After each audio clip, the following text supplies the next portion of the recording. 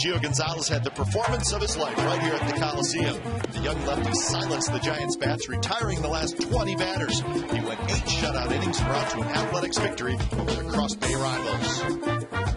Today they need Gio to be on his game again and play the role of a stopper to avoid a sweep from the visiting Minnesota Twins. It's A's Baseball, only on Comcast Sportsnet, California.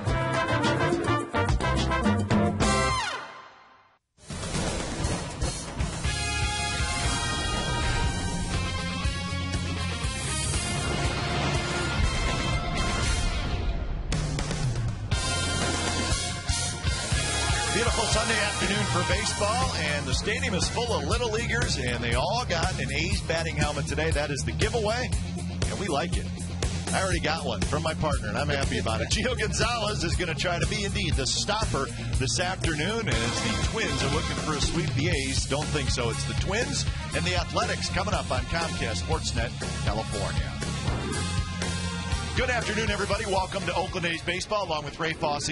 I'm Glenn Kuiper. Well, we remember the game. It was July 20th of last year. Gio Gonzalez gives up 11 earned runs in 2 2/3 innings to the Minnesota Twins, and he got a no decision.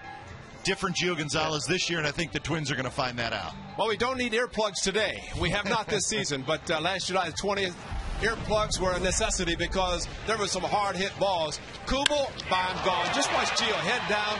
This ball was a shot to right center, but the big hitter was the guy fortunate not play today, Justin Morneau. This pitch out of the strike zone, yet he went after to hit a grand slam. He also had a 3-run home run.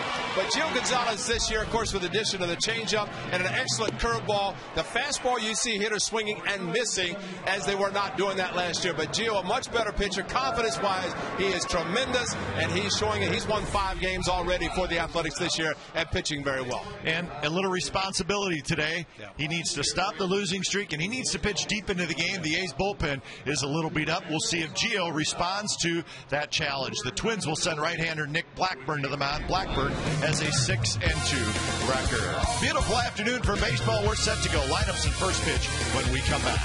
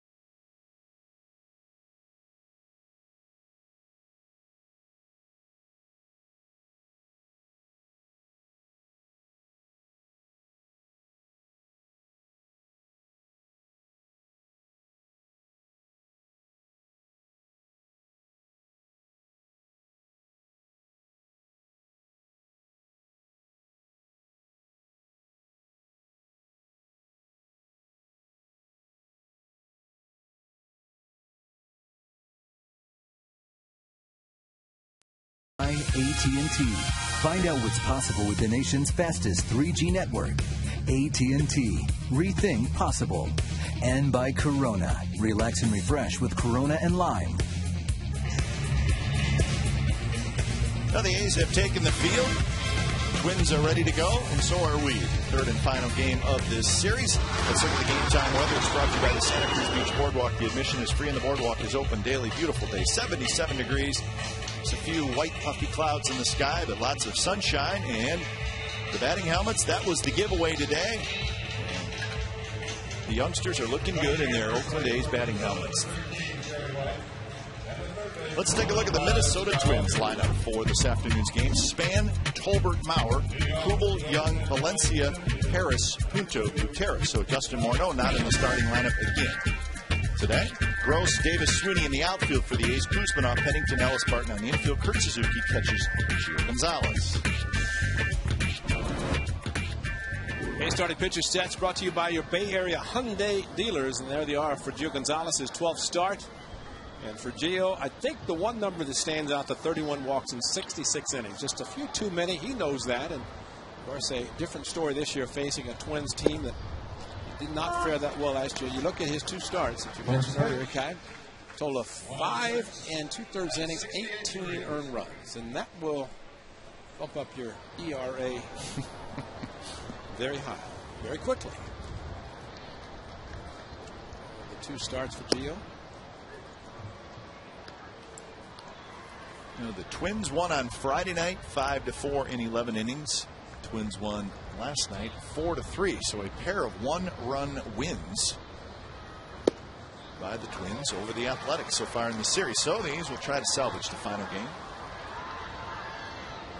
At the times Adam Roden does a good job of compiling all these DVDs of pitchers against hitters, hitters against pitchers, etc. But this is one team for Gio Gonzalez. Just wiped the slate clean. This is the beginning of a new career for him against the Minnesota Twins. Definitely don't want to look at negative games, and those 2 he had last year were as extreme negative as you could find. So Adam, just delete them. Yep. How about that? I'm sure he's got a delete button on those. He already used it.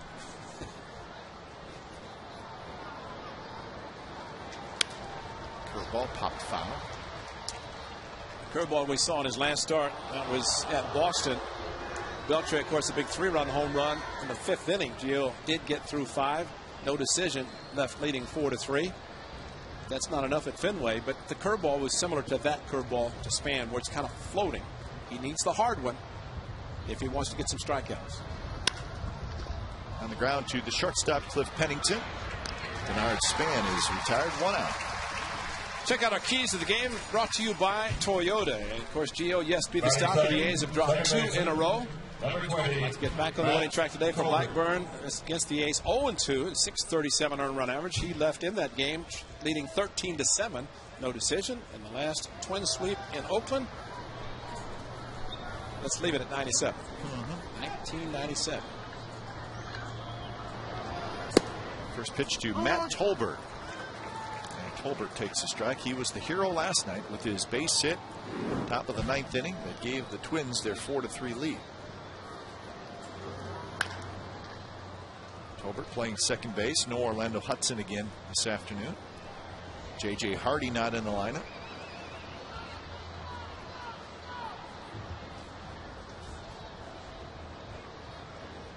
There's O-Dog. Good dog. Yeah, it's a good man. More action for Pennington. This one a little tougher play, but he throws out Tolbert.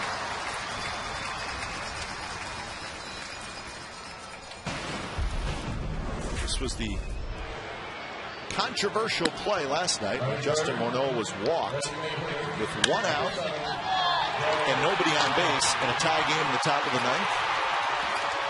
It ended up Hardy pinch ran for Morneau, and he ended up scoring. So. Well, you could say, well, that was the first base runner. It was the next walk, but you notice with Brad Zig throwing 3/4 on the intentional walk, 4 pitches with a high instead of the submarine delivery. He does use that same delivery when he's warming up before he starts the game. on the mound, of course, coming in from the bullpen, but then his last 3 or 4 are from down under. You can't do that when you're intentionally walking a batter. Maybe in the future, he'll intentionally walk a batter, throwing a supplement. Chad Bradford. Ended up, the Twins got the big hit and got the win. Joe Mauer is DHing today.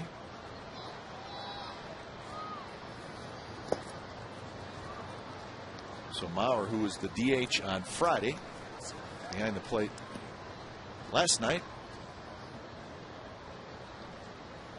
Ron Gardenhire trying to save Mauer as best he can.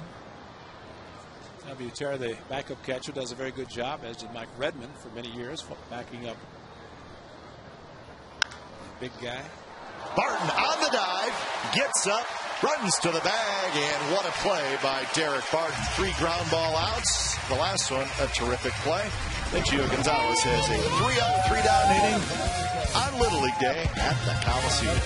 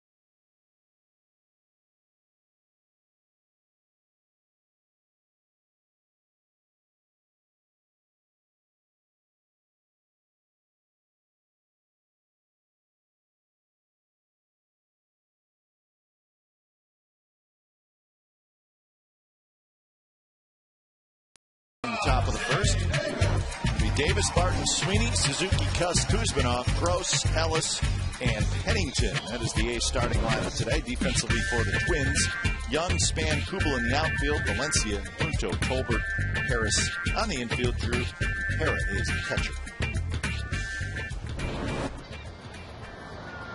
Nick Blackburn is the pitcher, big right-hander.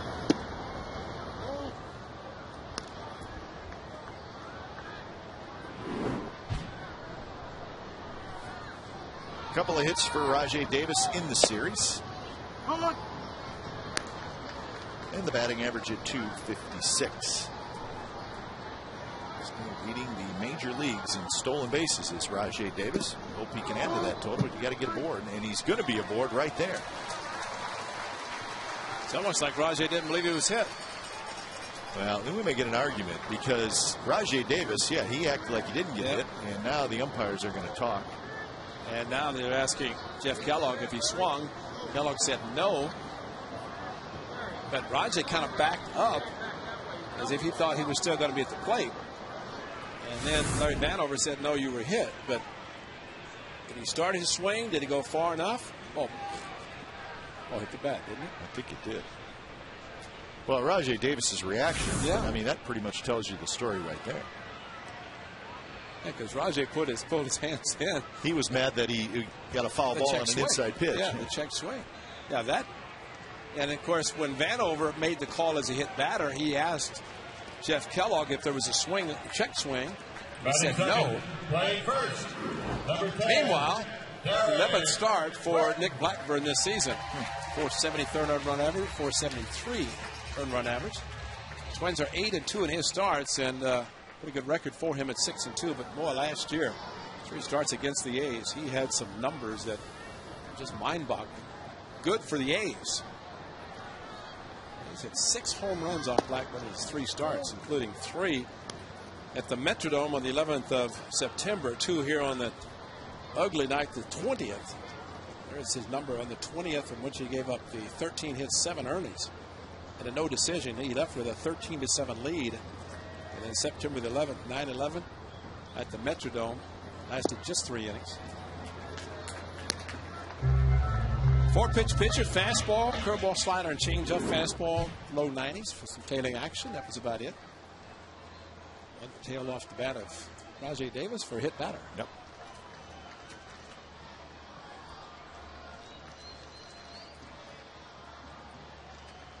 Rajai not going, and the pitch is fouled at the plate.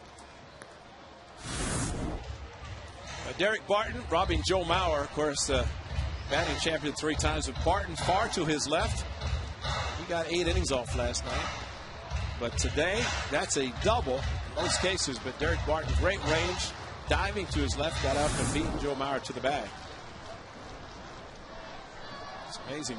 Mauer runs pretty well for a catcher, even with the bad foot.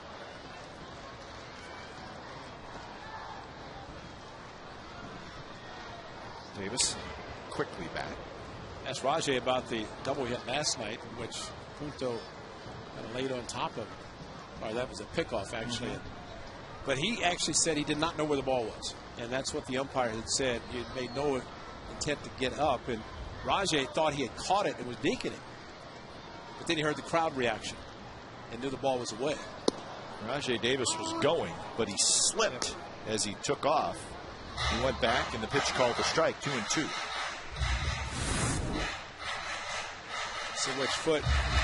He just, his feet are too fast. It was a plotter. You take it off. Of course, didn't steal as many bags, did he?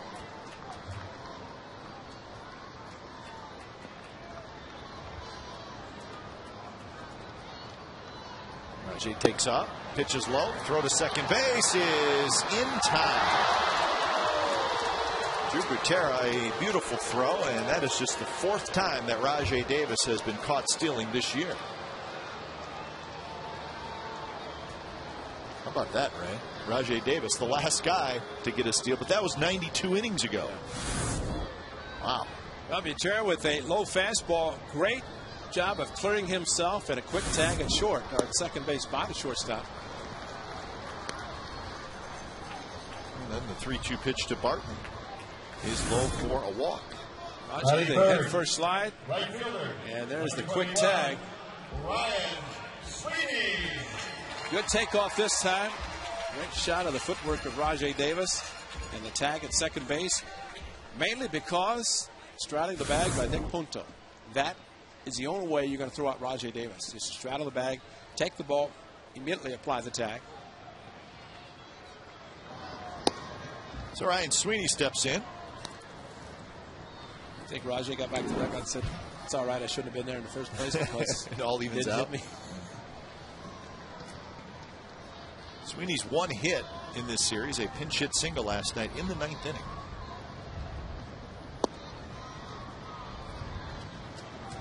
So Blackburn, a guy who walks very few. In fact, that walk to Derek Barton, just the 14th walk that Nick Blackburn has allowed this year in 65 innings. That's an extremely low number. So he throws strikes, and he gives up a lot of hits. 83 hits in those 65 innings. Rajai grimacing a lot on the bench. I wonder when he took off and stumbled a little bit, if that affected him, because he is... Watch his hand, Ray, and watch the tag. I thought maybe he grimaced a little bit when he got up with his hand. Well, see, right there, he's holding it. You're right. Great point. And of course, Coco Cresp did exactly the same thing. The hard tag by Juan Uribe in San Francisco. On a line to left. But Delman Young is there. And that right there, you saw, is one of the reasons why guys have their batting gloves in their hands and their fists closed, your fingers don't get extended out on the slide.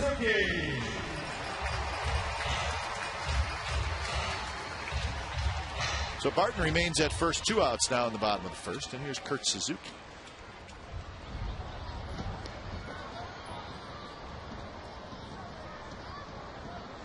.265 for Kurt with 7 homers and 24 runs batted in.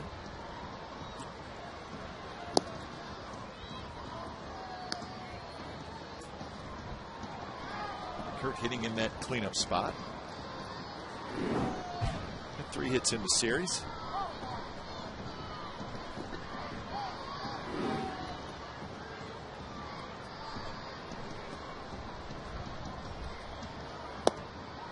Strike called by home plate umpire Larry Vanover.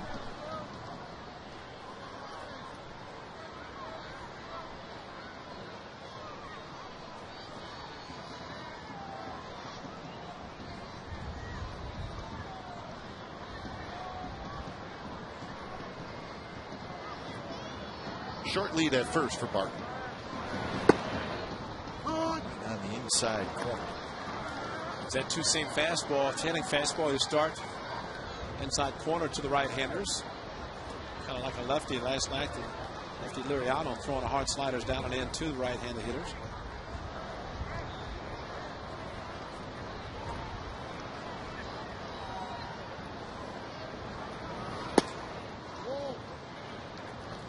Blackburn, as you said, Ray, 90-91. Just really tries to work in and out. 10 strikeouts last night for Francisco Liriano. He ended up getting a no decision. He left with the lead. The A's again scored late to tie the game. Broken bat, and that's going to get into center field for a base hit. Derek Barton around to third. So the A's have first and third with 2 outs here in the bottom of the first.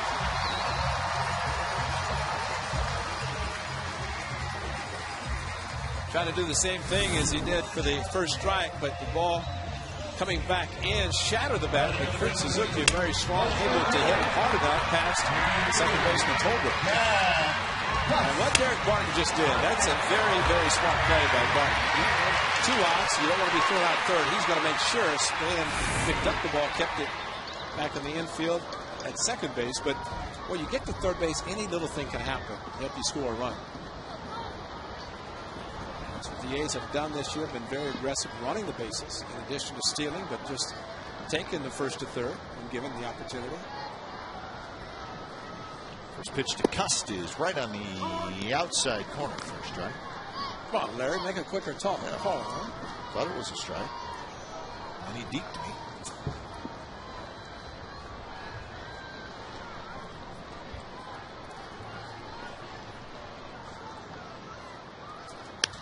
That's a shot right field, a base hit. Barton trots in to score. Kurt Suzuki's going to go to third, and the A's take a 1-0 lead.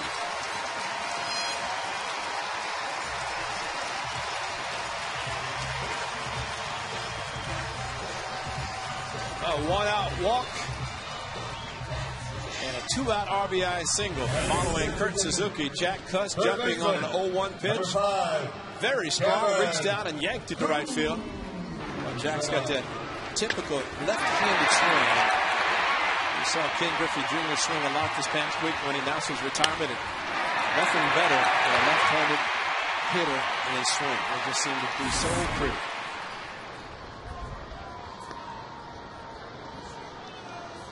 That's a pretty good career. He has a home run. Jack hit a solo home run against him last year in that 9-11 game at the Metrodome. 442 feet. I remember that. Side to Kuzminov. 21 pitch first inning so far for Blackburn, and he's not finished yet.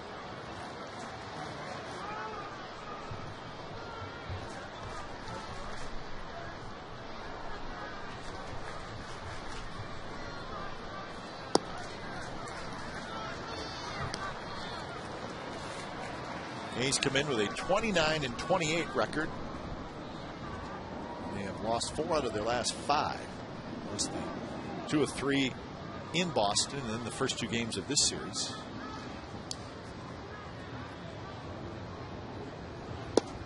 The A's have now dropped into 3rd place in the AL West. They're 2 back.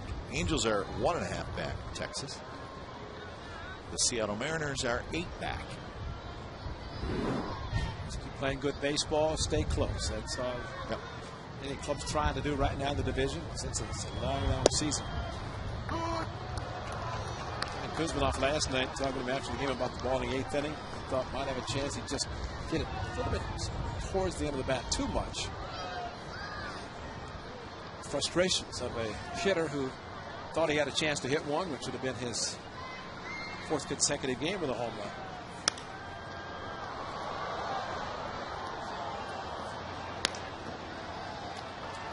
Twins fan gets it, and he is proud.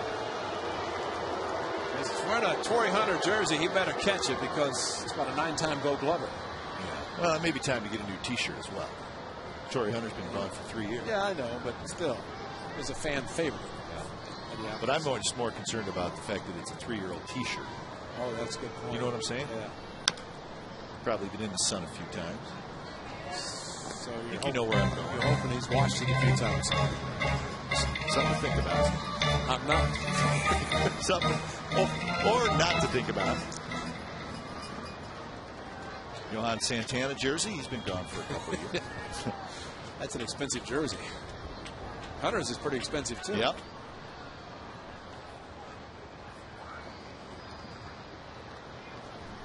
You think if the Twins had kept both Torrey Hunter and Johan Santana, based on the contracts they got going to the Angels and the Mets respectively, $200 million plus. Can't do it. Not in a small market. I mean, you just can't do it. A new stadium, a little bit different for the Twins. Their payroll approaching 100 this year. But even that, I mean, up the middle, and it hits the mound. The shortstop cannot make the play. Punto coming in to score is Suzuki. May have hit the foot or the mound. I don't know. Let's see. It looked like, to me, a kick save. I don't know, but pitchers will do it, hoping that they can prevent a ball from going to the outfield. Fortunately, Punto tried to barehand it regardless of where it hit. Let's see if we can see where it does hit off the mound. No, you're right. He got his foot. Yeah. The kick save, but popped it up because that ball was headed to center field.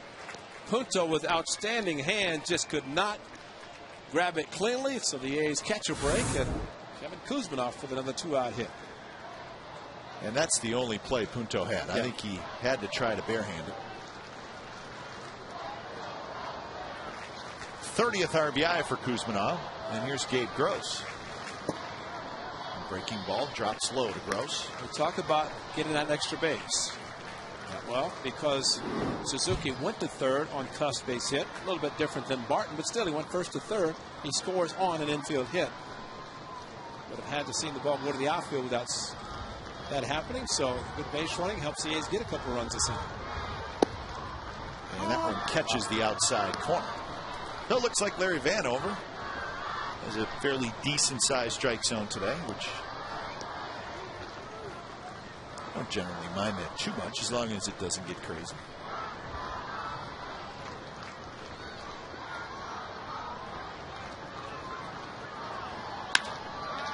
On the ground, diving is Tolbert. He flips to Punto, and what a play by Matt Tolbert.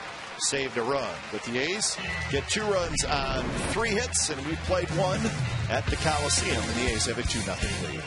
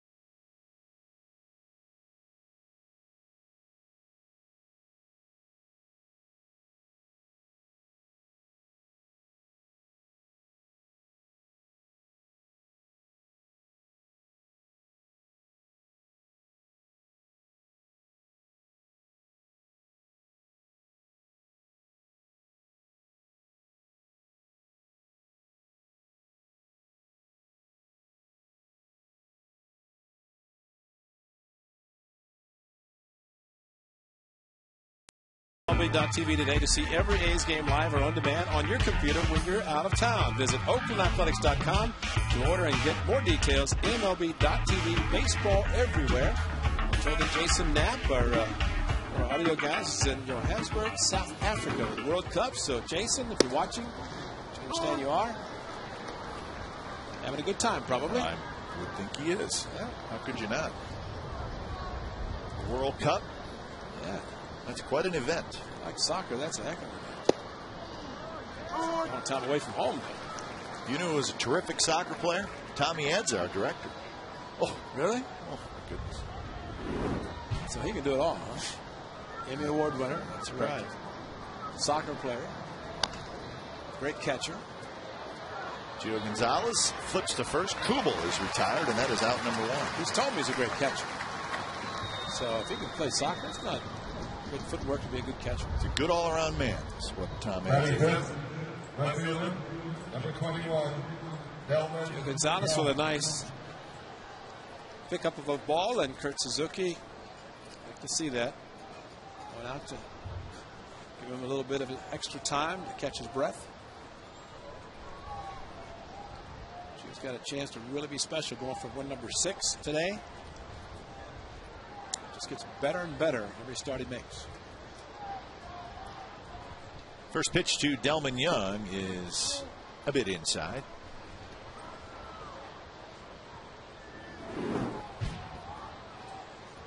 Big series for Delman Young. He's got 5 RBIs. And not just any old RBIs, but big ones. Clutch hits for Delman Young. I remember Delman Young being much bigger than what he is right now. I thought that the other night. Looks like he is maybe taking some body fat off. Little flare, left center field, and that will drop. Yeah, I thought the same thing. It looks like he may have lost 10, 15 pounds. Very aggressive, and he's not going to see a lot of pitches he doesn't swing at. So he's gets a hit here with nobody on. The way he's swinging the bat with runners in scoring position. To see him do it. Gio pitching out of the windup. So the first hit for the Twins, it's the 1-out single by Delman Young, and this is Danny Valencia. Just thinking about that hit by Delman Young, that ball was caught on May the 9th when Dallas Braden was pitching. Oh, no question. I mean, that was one of those that thought might have a chance to drop in, and all of a sudden Rajay's there to make the catch. Came up a little short on this one. Not a bad idea considering keeping the double play in order.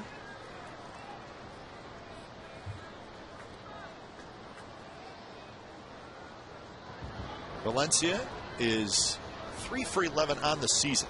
This is his 4th game that he has played in the big leagues. He was called up from the minor leagues on Friday. Take that back Thursday. Played in that game up in Seattle, and then all 3 games here in Oakland. Michael Kadire probably should be back tomorrow. Is that I think so, yeah. For the weekend.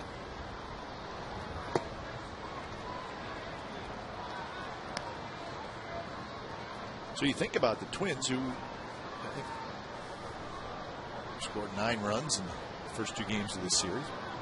Kadire hasn't played. Orlando Hudson hasn't played. Hardy's been in and out of the lineup. Morneau has not been in the lineup. You put all those guys in there, that's a pretty good lineup.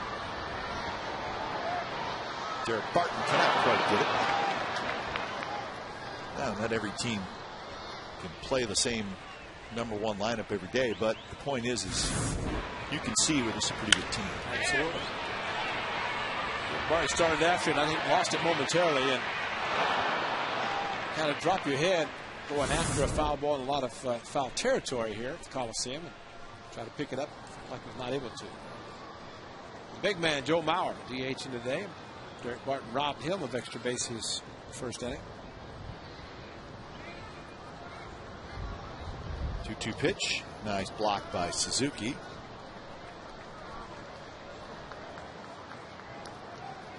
So the count is full.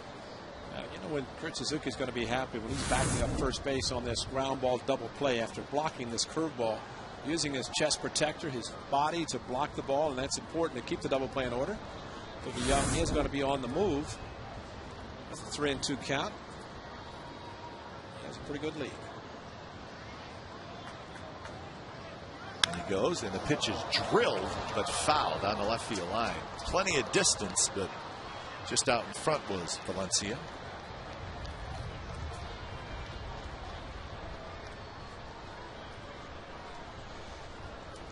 Valencia was hitting .292 with 24 RBIs in 47 games with the Rochester Red Wings. That is the Twins AAA team. Young did not get a particularly great jump. He wanted to make sure Gio threw the ball to the plate. Behind the bag is Kuzminov. Backhand throws in time to get Valencia. Young to second base now with 2 outs. Kevin Kuzminov sure-handed at third base and had to go to his right, so the only play was going to be to first base on the backhand. And a strong throw getting Valencia. Kevin Kuzminov just quietly taking over that third base job and very, very solid defensively. In just 3 errors all of last year. No errors in his last 27. Of course, a couple big ones in the first game when the A's made 4 errors in the opening game of the season.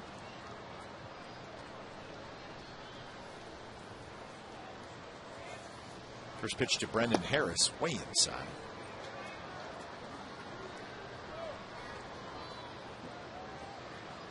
Harris playing first base. This is where he was last night.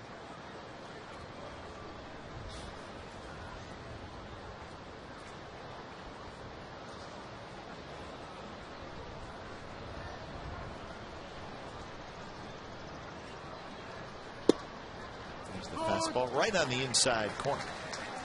Something that Gio, remember the game against the Blue Jays at Rogers Center when he pitched effectively against the Blue Jays, mostly inside with the fastball. And seeing Kurt Suzuki today setting up inside, forcing Gio to follow through with the fastball.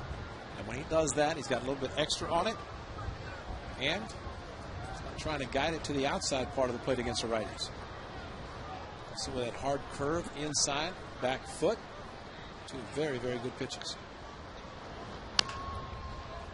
That is a fair ball. Kuzminov right near the bag, throws, and the ball comes or goes off the glove of Barton, and that's going to allow a run to score. Barton stretched, and he just could not come up with it. And the ball tipped off his glove, rolled away, and the Twins are going to get on the board. Kevin had a slow hit ball and then threw a sinker, and Barton really stretching to his left. Pulled his foot off anyway, and once that happened, the ball got by him.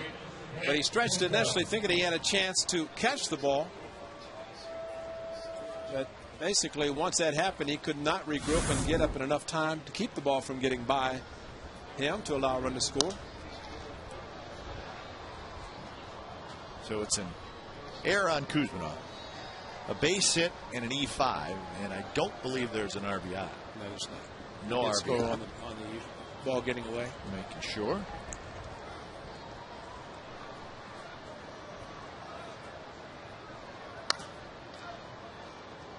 Two now to Nick Punto. And there's your runner being put in motion on a 3-2. Yeah. Avoids a double play, or at least being forced at second. But I think the biggest thing, Derek Barton stretches so well and gets so far out to really help the infielders that once the ball was starting to sink away from him, he couldn't make an adjustment. He stretched too far. Yeah. And that's a base hit to right field. Harris will go to second and stop there. Yeah, if you get out there that far, it's great, but it has to be a good throw. Yeah, it has to be. It has to be there. Yeah. 0-2 pitch, just too good. Too much to the plate. Punto with an opposite field hit. Yeah, you're relying on the throw being in the stretch, and Derek Barton usually can figure that out. So 3 hits in the inning and an error by the A's, and Twins are on the board here in a second. Here's Drew Butera, the 9th place hitter. Swing and a miss, a fastball from Gio Gonzalez. Gio had a 3 up, 3 down first inning, but he has had to work hard here in the second.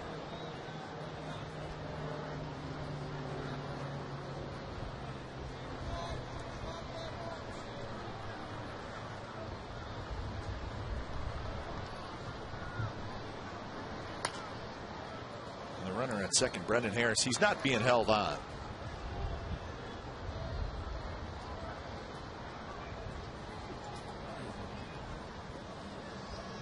Gio better pitch a perfect game with those numbers, with bases empty versus runners on base.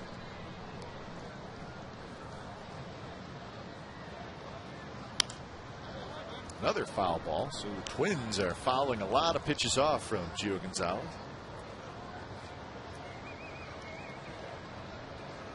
But he still has not been able to throw the curveball, starting at about belt high, ending up down, sometimes even on the dirt, on the ground.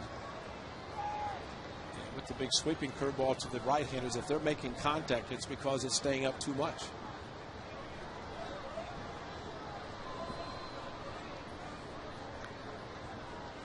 "22 pitches here in the second inning.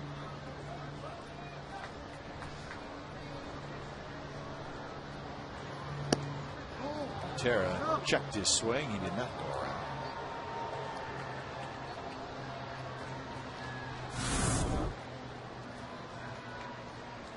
He did not. Good call.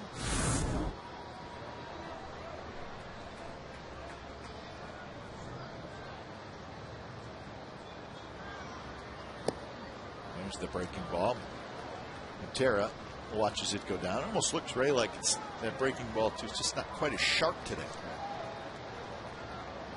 Rather see those, though, the hard ones that end up down close to the ground versus the one he starts up higher.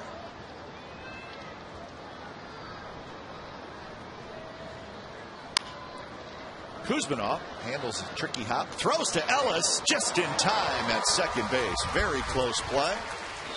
Ellis caught it, and the throw beat Muto. A run for the Twins.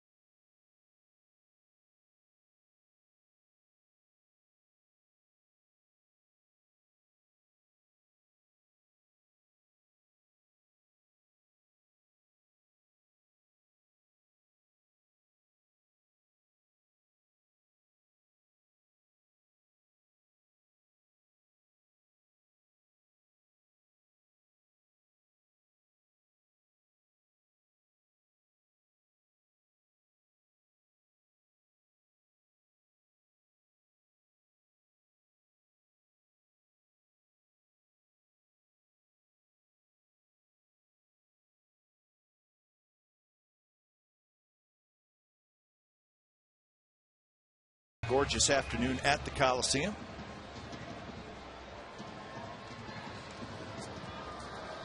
That group is going to have a good time when it's all said and done.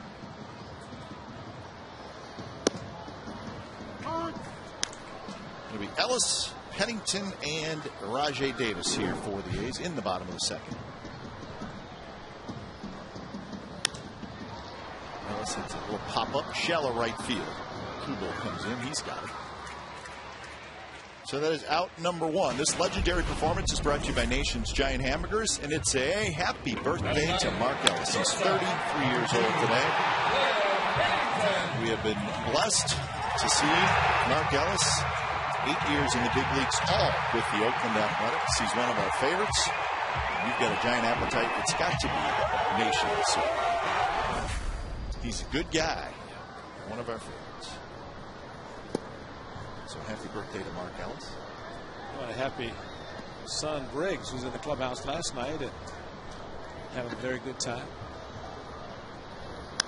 He said Briggs in sitting next to the sofa, signing autographs, as he's always gracious doing that. But Mark was getting dressed and he said to Briggs, "What do you want to do while I take a shower?" He says, "I'll just sit here for the guys."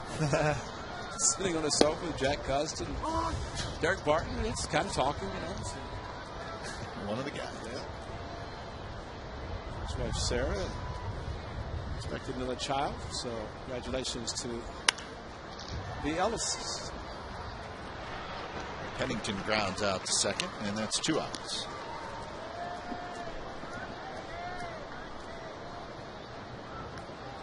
Now batting, center fielder.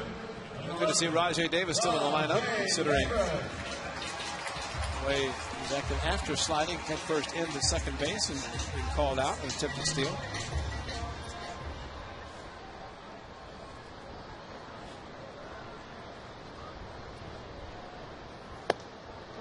A little bit inside to Rajai Davis.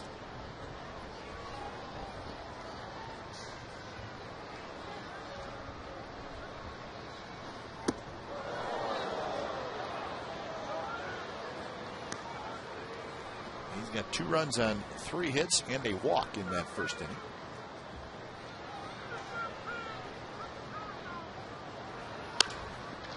Driven right center field, and that's going to get down.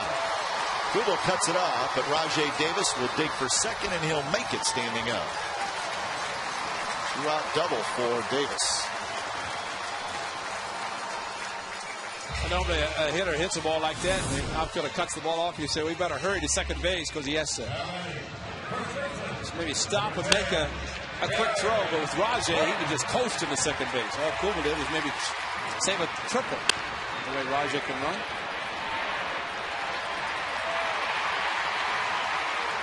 Show off. Yes. So Derek Barton, a chance to knock in a run with a 2-out hit. Rajai's not being held at second base, and of course it's very tempting for him to steal third, and he might try, but with a hitter looking straight out towards center field, and of course the runner in the backdrop there, you don't want to start faking because the hitter's going to take a pitch maybe if he thinks you're going to be running. Up the plate, over Blackburn's head. He can't handle it. And it's going to be a hit for Barton. Maybe he should have stolen third. That would have been a run.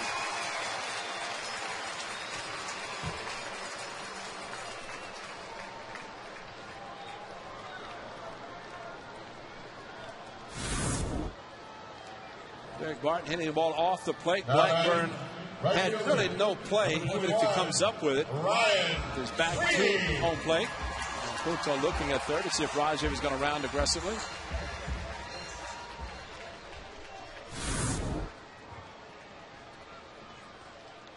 So 5 hits now for the A's in the first 2 innings.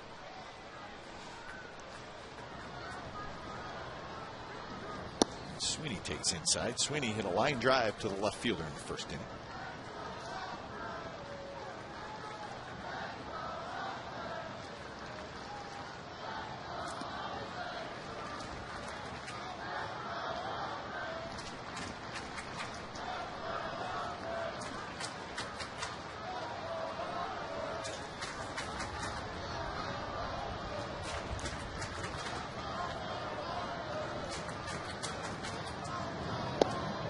Outside corner strike.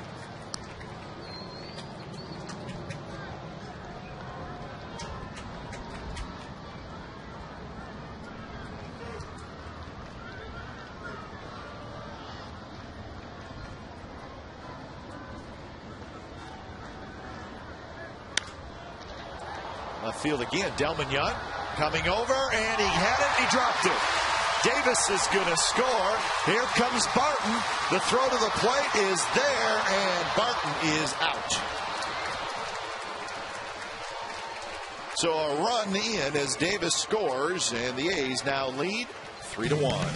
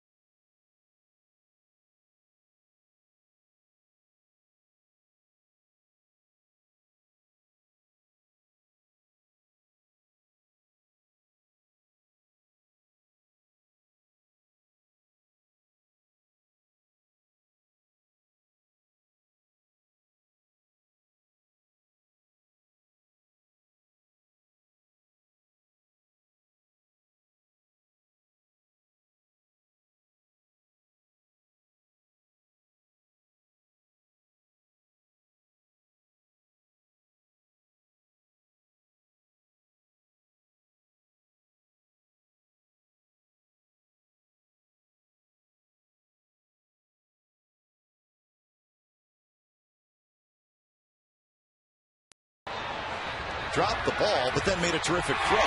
Well, the ball got caught in the bullpen, so it's a live ball, but it carried him back to him. And then look at this throw. Derek Barton being set by Mike Gallego, and he is out by 20 feet because of the throw by the very strong arm of Edelman Young, all the way in the air.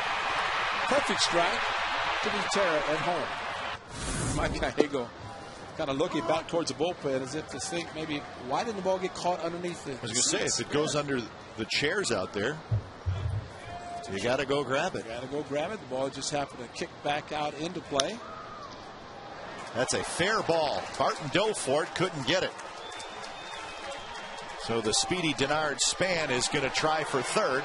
Ellis's relay throw is light, and Span has a leadoff triple. For Denard Span, that breaks an 0 for 22 stretch.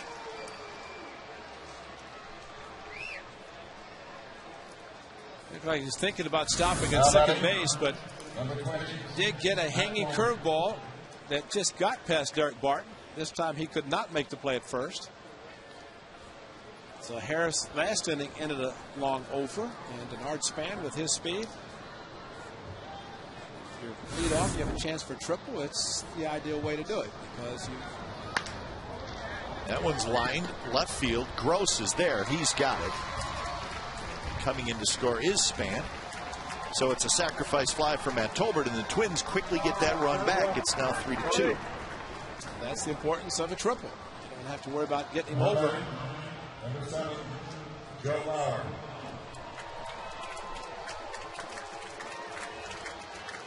Tolbert, a couple of RBIs in this series, his only 2 of the year. Gio 0 for 2 in shutdown innings.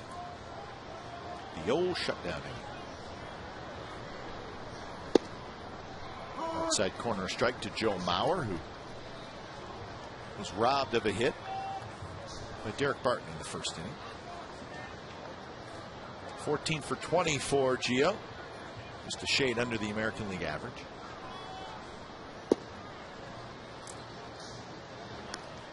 You know, I think that's a. There's so many baseball stats now. I think some are more telling than others, but that's a legitimate stat to me.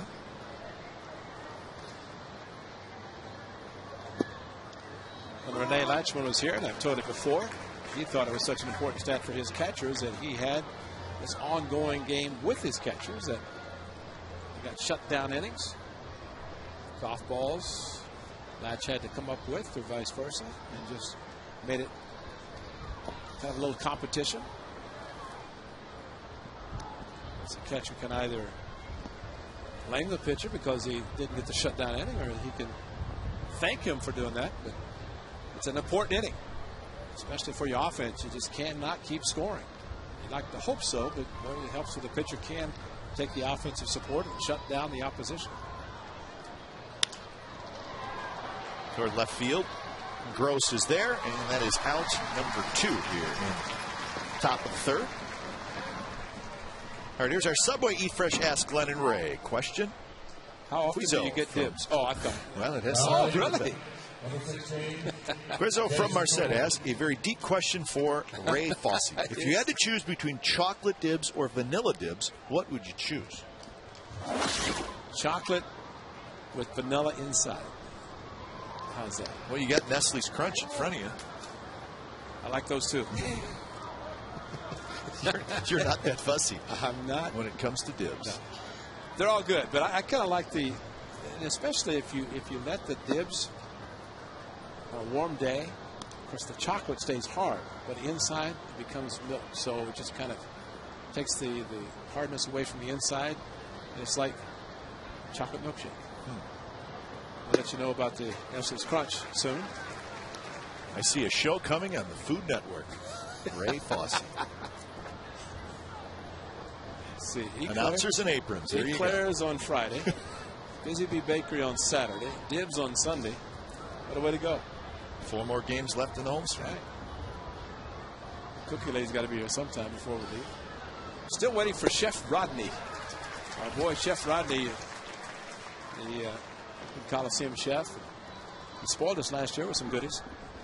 Colby burgers. Colby awesome. sliders. So, Jeff, somebody I'm sure can get a walkie-talkie to you. We've still got a lot of baseball left this afternoon. I can eat for 6 innings. Wash it down.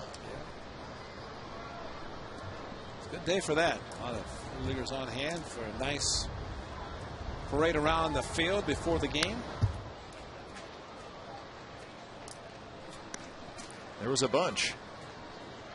They say 8,000, something like that. Special day.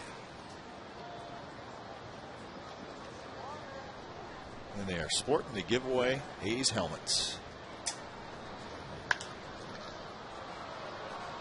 Gabe Gross toward the line, fighting it, and he can't get it. It's a foul ball. Well, the wind playing tricks, and I think we saw it with Delmon Young and just saw it again with Gabe Gross.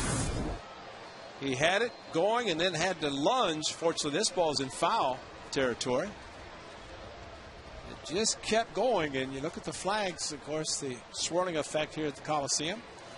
The view quarters from the right field, they're blowing from right to left, and left field, they're blowing from left to right. So throw up some grass, see which way the wind's taking the ball. That's the difference in the flags, the way they're blowing here today. Kubel a good at bat as he gets the walk. That's the first walk issued by Gio Gonzalez. He has not struck anybody out. And that may be a sign right there that maybe he's not quite as sharp as Now batting. we've gotten used to seeing him. Delmon Young. The fewest strikeouts he has had in any start this year is 3. Done that twice. He's usually 6, 7, 8 strikeouts per game.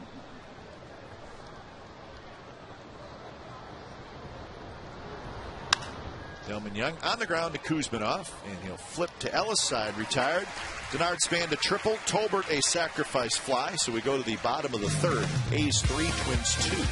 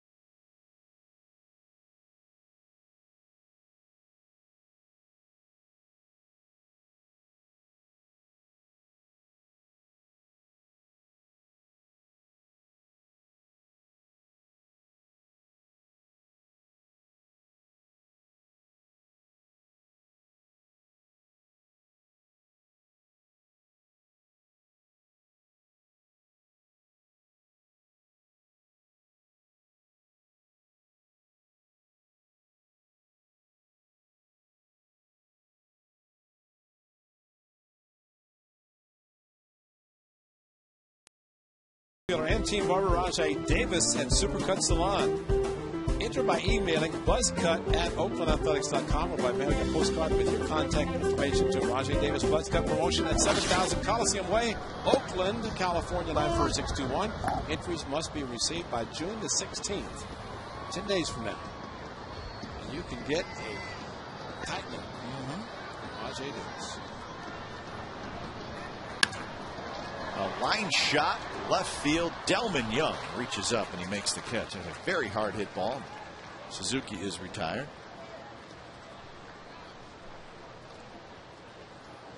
Rajai Davis has been giving a lot of cuts to a lot of the guys in the clubhouse. Now batting, Cliff Pennington and somebody else in Boston. In that clubhouse? Where? In the new showers they built.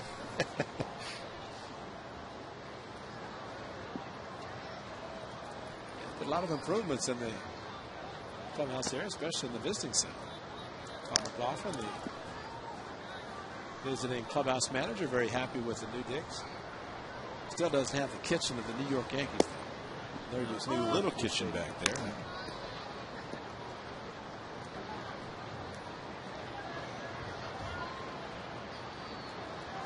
A's made their one and only trip to Boston. They will go to the new Yankee Stadium later in the year, end of August, I believe. A couple trips to Target Field this year for the A's, one in August, one in September, so that's exciting to see the new ballpark.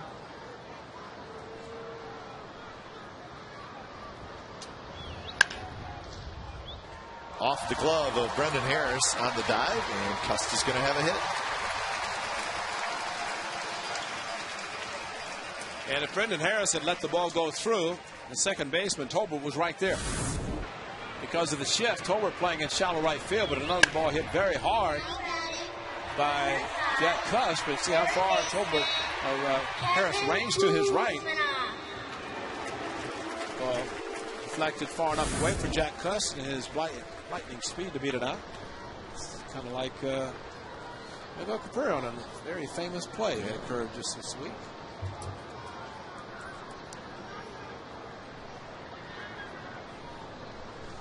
Kevin Kuzmanov.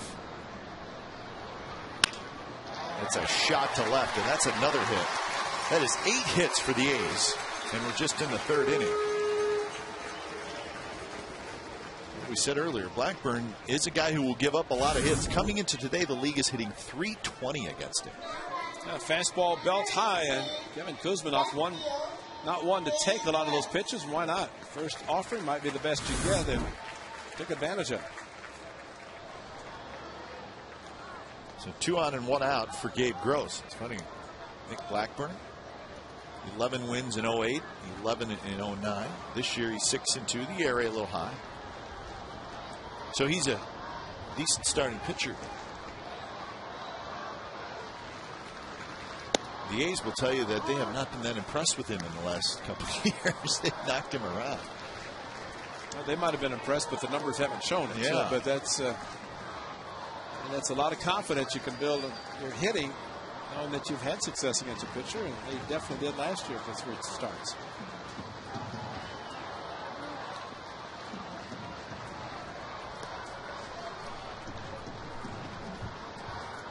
Gabe Gross was robbed in the first inning.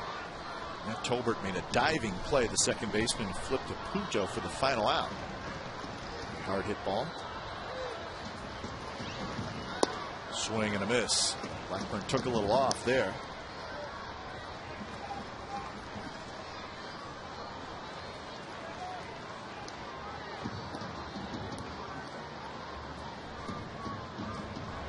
Two in the first, one in the second for the Athletics.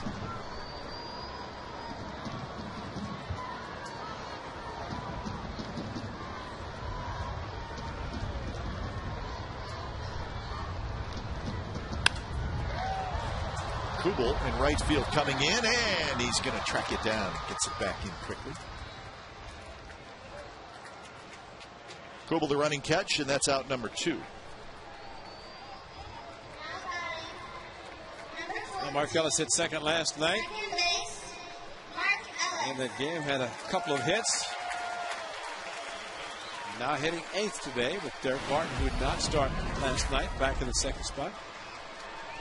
September 11th last year against Nick Blackburn at the Metrodome.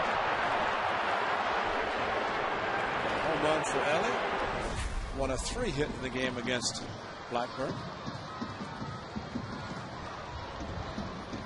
Remember that series, Ray? The A's came in. It was a 3-game weekend series. We saw the date, September 11th, so it was late in the year. A's won the first 2 games of the series, and the Twins looked terrible.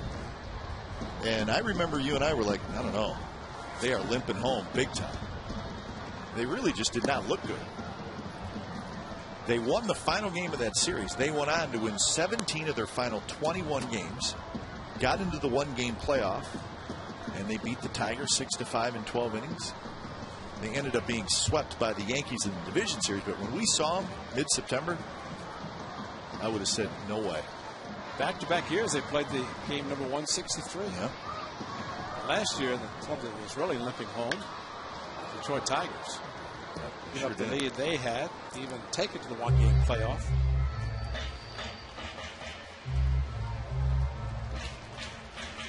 Ended up being, for the Twins, their 5th division title in the last 8 years. So they have a nice run going. But they have not been able to break through and get to the World Series. Ellis fights one off to keep the count 1-2. Well, they won in '87 and kind of dismantled the club, retooled, and came back and won in '92. Was it 91? 91, wasn't it? Mm-hmm. Yeah. 87, 91, the odd year. It was Blue Jays winning back-to-back, 92, 93. Well, those were the years that the Twins and the A's dominated the AL West. They used to have some pretty good battles, didn't they, back then? They did. But for that period of time, it was either the Twins and the A's winning, and A's in those 98, 99.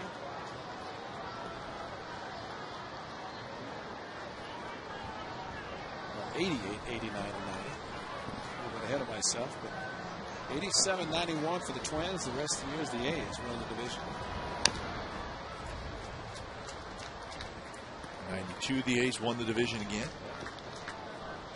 Dan Gladden, a hero in Minneapolis. One of our favorite guys. He was there for both the World Series wins, 87 and 91. On the radio side for the Twins. Working with the movie star, John Gordon. That's a base hit. 2-out hit for Ellis. Cust is going to come in to score. Kuzmanov to third. Mark Ellis comes through. And the A's lead 4-2.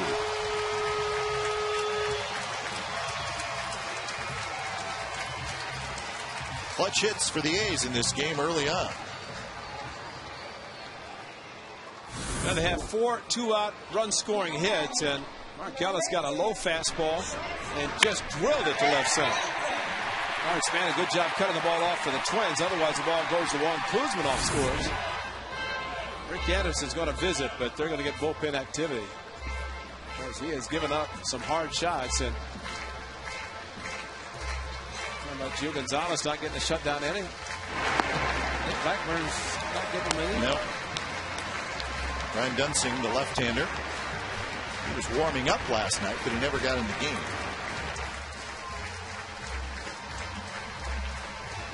3 hits in each inning for the A's, and they've scored in each inning off Nick Blackburn. Might be a great time for Cliff Pennington to break out with a big hit. Kuzmanov did go to third base. Span throwing the ball back into second.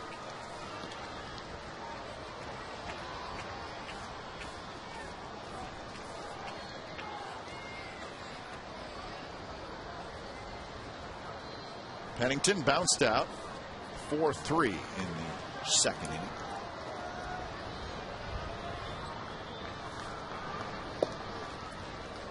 Changeup drops in first strike.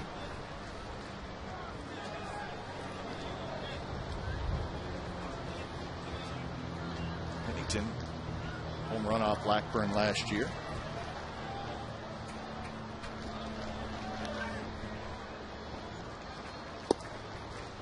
Back-to-back changeups, and it's 0-2. One looking, one swinging. Take that same changeup to left field and force yourself to stay back as a hitter. You're jumping out of the changeup. Of course, did not expect to get back-to-back off-speed pitches, especially the changeup variety.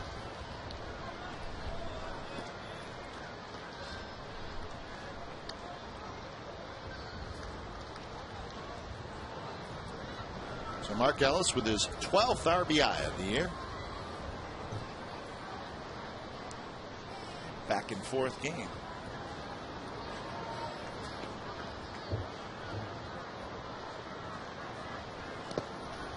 Blocked by Butera.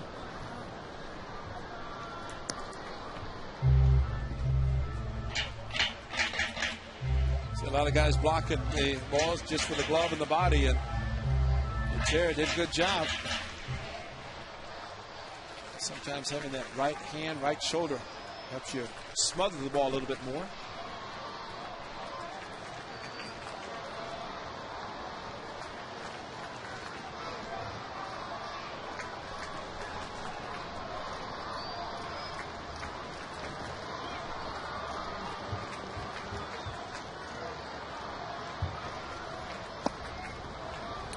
Time Pennington takes the changeup, and it's 2-2. That's what you're supposed to do as a hitter, shorten up a little bit, so if you do get an off-speed pitch, you can still make decent contact. Might not provide as much power, but just trying to put the ball in play and see what happens.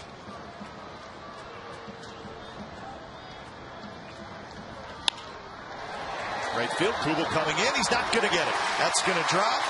Kuzminov scores. And to third is Ellis, and it's 5-2 Athletics.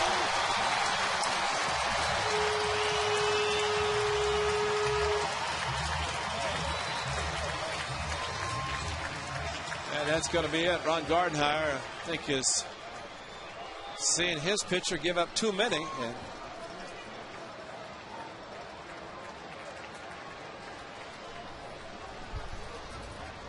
so when it's time for a change, think Speedy Oil Change and tune up your oil change, tune-up and smog expert. Dunsing coming in.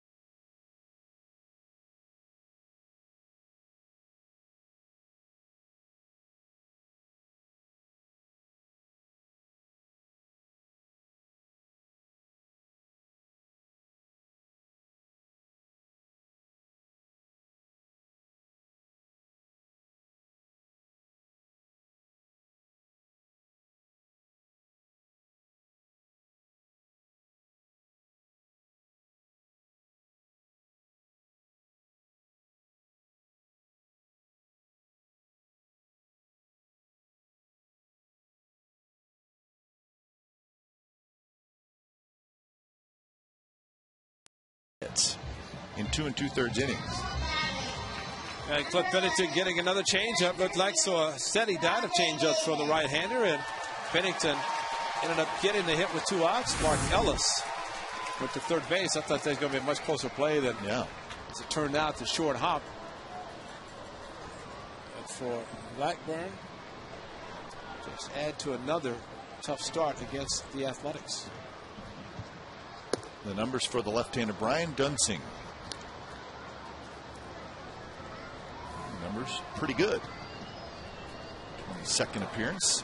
So he faces Rajai Davis. 2 runs in, 4 hits in the inning alone for the A's. Swing and a miss.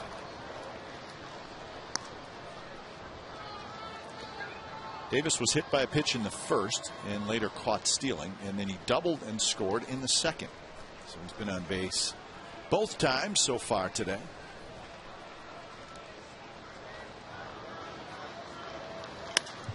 And he lines it, and the first baseman Brendan Harris reaches up and makes the catch. So Rajai Davis hit it hard into an out. A couple of runs on 4 hits for the Athletics. We head to the 4th inning, and the A's with a 5-2 lead over the Twins.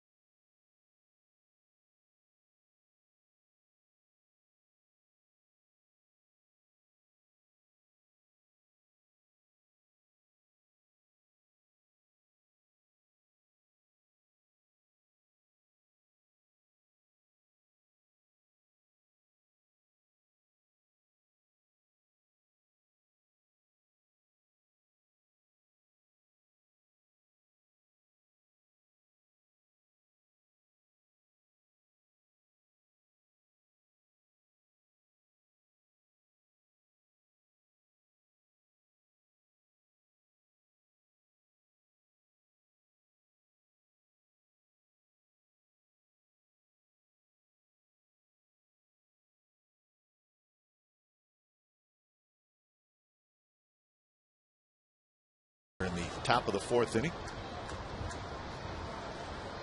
Gio Gonzalez has given up 4 hits. He's walked 1. He has not struck anybody out. And that was pitch number 56.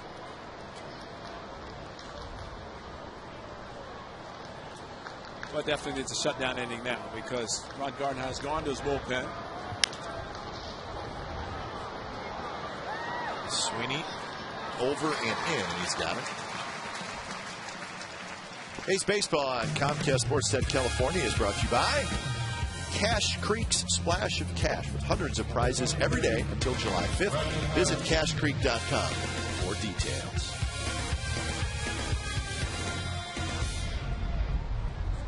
Beautiful look at the Oakland Coliseum. Thousands of Little Leaguers in the ballpark enjoying the ball game.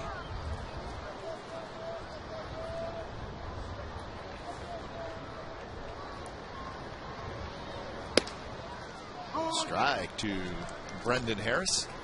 Something about Ron Gardner going to the bullpen, and as he coached under Tom Kelly, great manager, winning those 2 world championships in '87 and '91. And the one thing he did, if his starter kept giving up runs with his club scoring, they didn't stay in very long.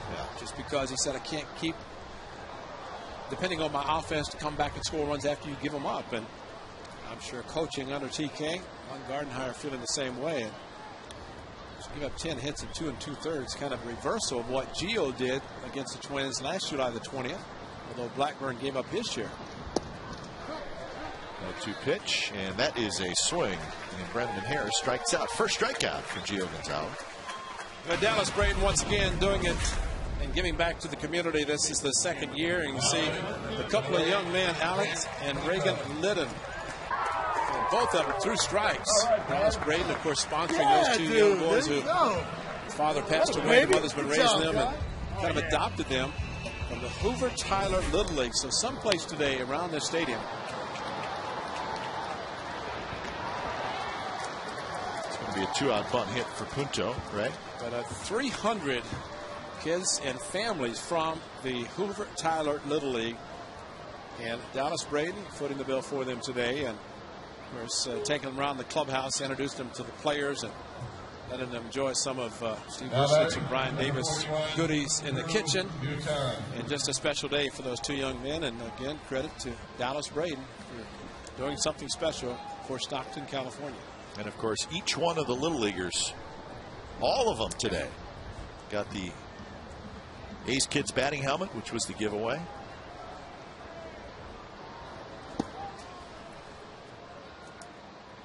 So more goodwill from Dallas Braden. Well, just watching them in the clubhouse, and of course those 2 kids that he's sponsoring this year, Alec and Reagan, just taking them around the clubhouse and wearing the Dallas Braden jersey. One of them though had a Giants cap on. I don't know how did he sneak in? I don't know. I hope that was his team. Yeah. Must have been his team that he's playing for up in the Hoover Tyler Little League, but not going to keep him out of the clubhouse. Special day for those 2 young guys. Dallas was like a kid himself, taking him around.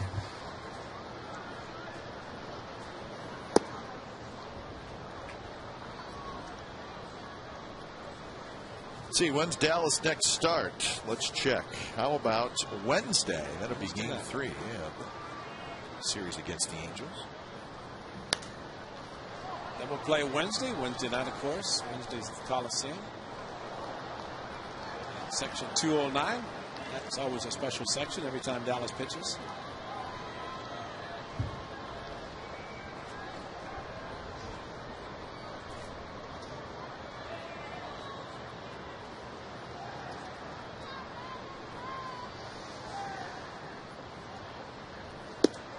Just missed inside, and it's a full count at 3-2. Here's the pitching matchups for that 4-game series. Tomorrow, Casimir Sheets, then Weaver Mazzaro on Tuesday, Saunders Braden on Wednesday, Santana Cahill on Thursday, which is a day game. 3-2, swing and a miss by Drew Butera, and a couple of strikeouts for Gio Gonzalez in the top of the 4th. Bottom of the 4th coming up would be Barton, Sweeney, and Suzuki. Paisley 5-2.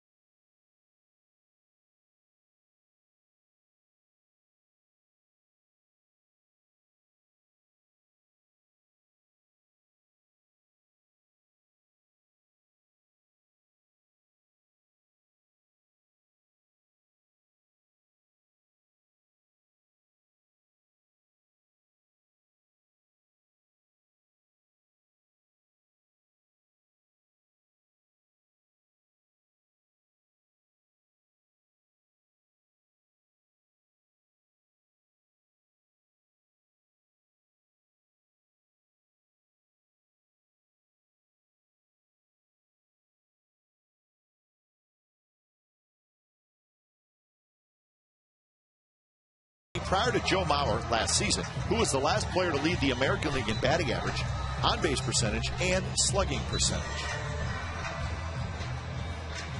He did that last year, and it won him the Most Valuable Player award.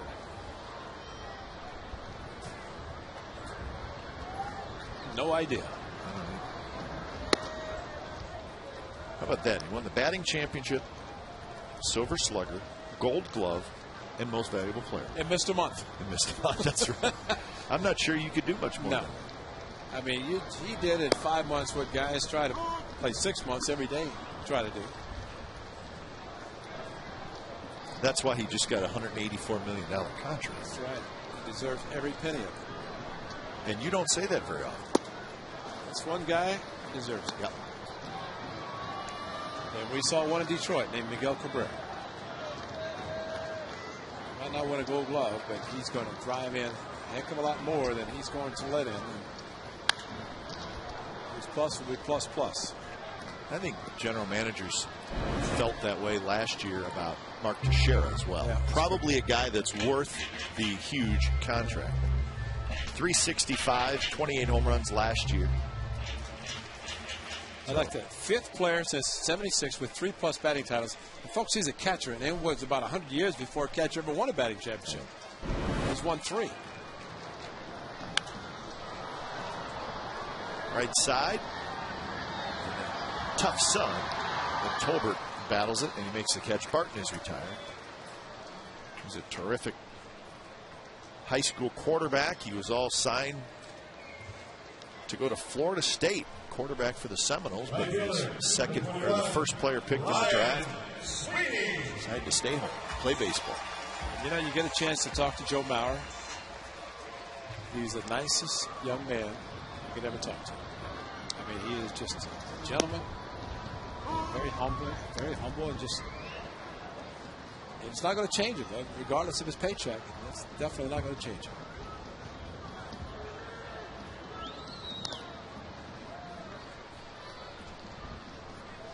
Remember when the Twins took him with the first pick, and some people felt like it was a hometown thing, yeah, because Mark Pryor was the second pick, but Mark Pryor ended up being picked by the Chicago Cubs. Sweeney bloops one to left, and he's going to have a hit. So Sweeney is 2 for 3. The ball gets past Delman Young, and Sweeney will go to second. So that's going to be an error. A hit and an error. Well, it definitely had some funny spin on it, and it checked up on Delman Young, and it didn't stay with it. Inside out swing by Ryan Sweeney, opposite field, so the ball check up, and right there, just my partner's great golf swing that will be played in the Minute of Fun golf tournament soon. You back hurting already? Try to give it a go.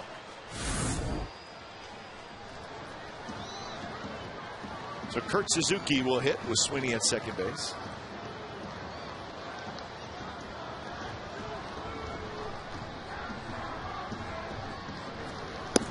But the story on Mauer, I mean, there were scouts that felt like Mark Pryor was the most polished college pitcher they have ever seen. That's right.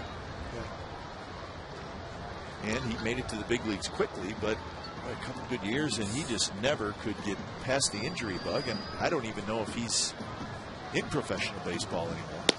I don't think he is. Last time I looked, he was with the Padres a couple years ago. Boy. But if you have a chance and you can draft a catcher, and they did, Joe Mauer, it's a 2001 draft. You can see Mauer, and of course Mark Pryor. Teixeira's in the draft. But now you ask scouts if they're going to build a club around a player. The two names that come up: Joe Mauer. There's a guy named Pujols in St. Louis. As we'll see coming up in about a week. But how could you go wrong with a catcher who can hit, win batting championships, and do a great job, win a Gold Glove? It's a great special package. Punto recovers and throws out Suzuki. And over to third goes Sweeney. There are now 2 outs. You hear about Delman Young, at least at this point, cost the Twins getting out of it with the double play, assuming that would be the same ball hit by Suzuki. And Porto almost made an error, but stayed very calm, didn't panic, and caught the ball in the heel of the glove, closed his glove a little bit too quickly, but stayed with it nicely.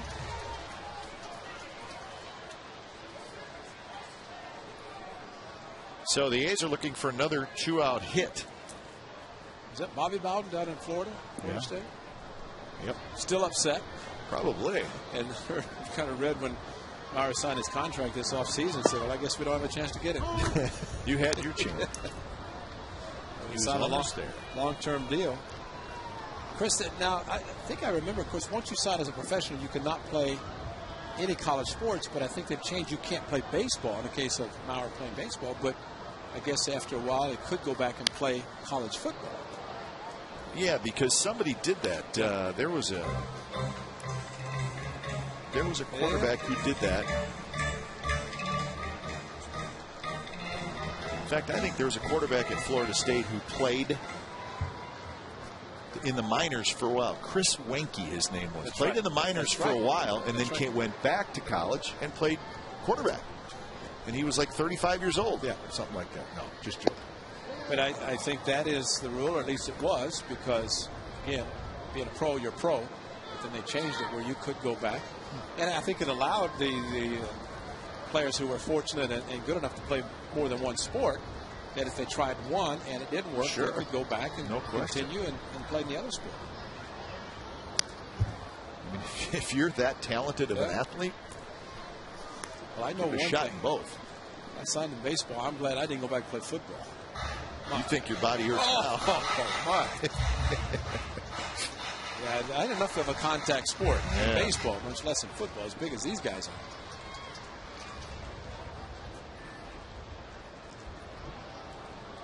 Well, I'm sure Joe Mauer feels like he did the right thing. There's no doubt. Cust on a swing and a miss, side retired. So for the first time in the game, the A's do not score in an inning. So we head to the fifth. It's 5-2 Athletics.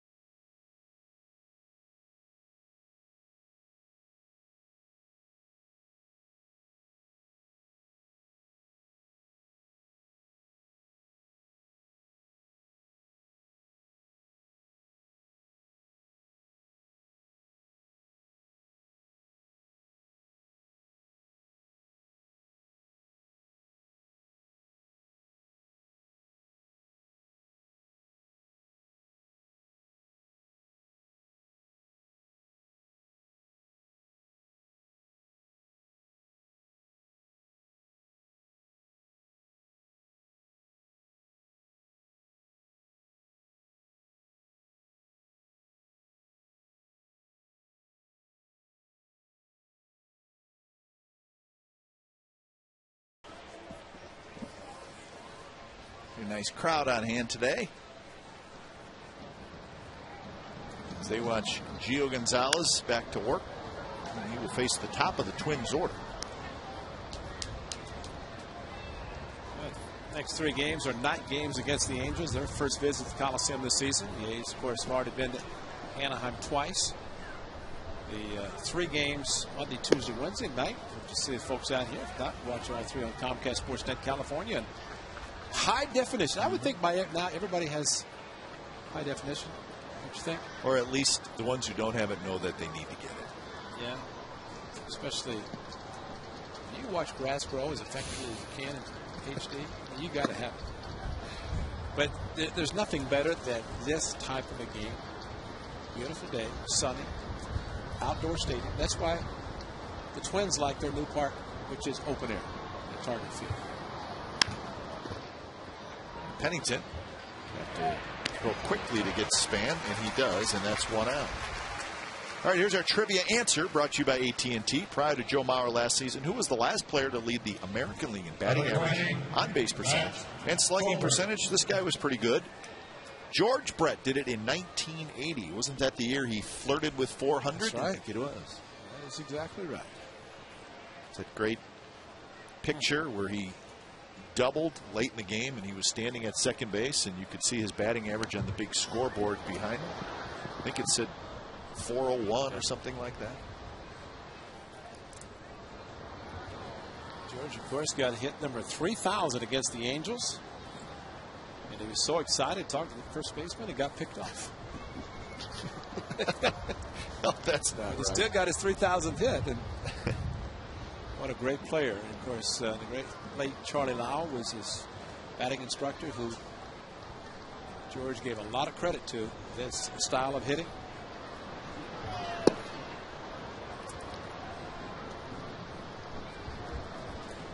Well, those Angels we just talked about are going for the sweep in Seattle.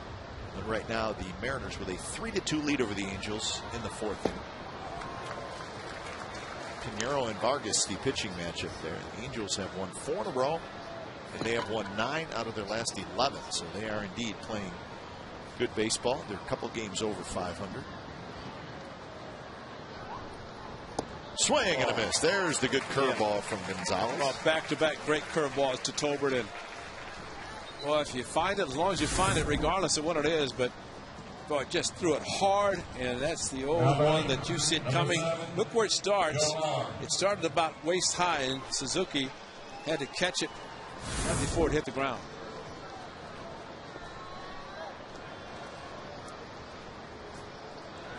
Maybe that's the beginning of the rest of a great game for Gio Gonzalez. Pitch number 76 coming up, and 74 and 75 were great.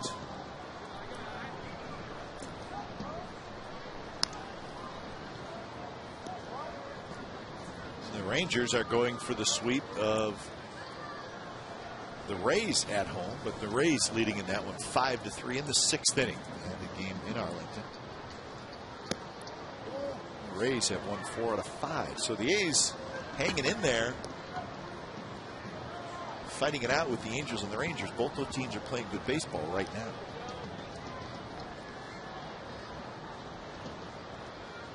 (2-0) to Joe Mauer. Changeup 2-0. Now 3-0 with Jason Kubel in the on-deck circle. See if he just rears back and throws some fastballs now like he did with David Ortiz in Boston on Tuesday, his last start.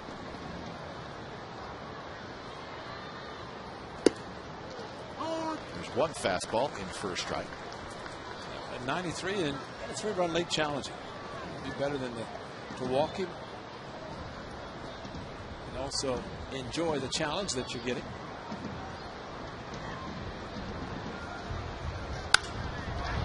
There it is. Get in on him a little bit. Jay Davis has it, and that is a 3-up, 3-down inning for Gio Gonzalez. Bottom of the 5th coming up, but it'll be Kuzmanov, Gross, and Ellis.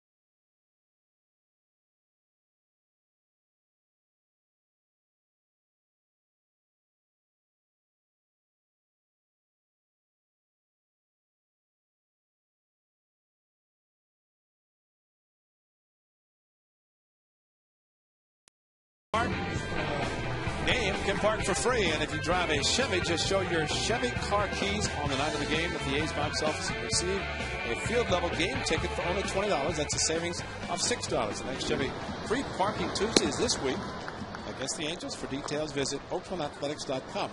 Day after tomorrow is Tuesday. That means free parking against the Angels. Sponsored by Chevy. Chevy free parking Tuesdays. That'll be a good series. The A's and the Angels for 4. That was fun playing the Angels.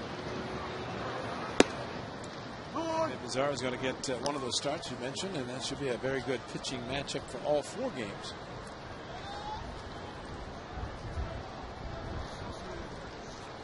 Two and 1 to Kevin Kuzminoff.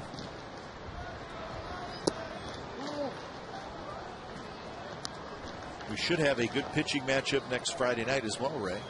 Gio Gonzalez and Tim Lincecum in San Francisco. Giants wanted extra innings today at Pittsburgh. Lincecum did not factor in. He pitched a little better, I guess, but he has been struggling. What was that? 5 walks in each of the last 4 starts. Yeah. See that?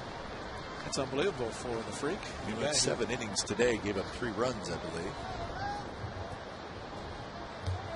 So Gio and Lincecum will be a good matchup. That's a base hit by Kuzminoff, right back up the middle. Kevin Kuzminoff is 3 for 3. But twice he's gotten to 3 and 2. And then singled in his first pitch lasted back. That was off the starter Blackburn, but this 3 and 2 right there and right back at you. So Dunsing, fortunately for him, falling off a little bit towards the third base side because this was a shot by Kevin Kuzminoff. Some great swings and solid contact. He can hit it hard, can he? Boy. But he seems to get better and better, getting acclimated to the American League.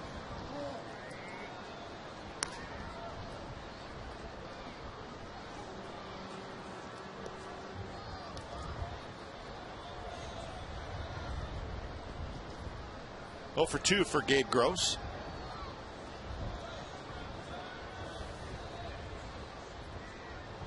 Gross is 0 for 10 in the series. One attempt. Dunsing picks it up. He'll go to first. So that'll be a sacrifice for Gross. And Kuzminoff goes to second with 1 out. Very good job by Gabe Gross because he's had to face some tough lefties. And to get a chance to sacrifice, get the job done last night against Liriano and the rest of the Twins. 4 strikeouts for Gabe Gross this afternoon. Started against a righty, but a little lefty gets the sacrifice down nicely.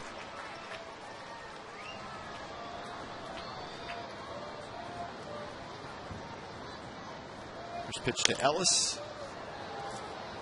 On his birthday, 33 years old today is Mark Ellis.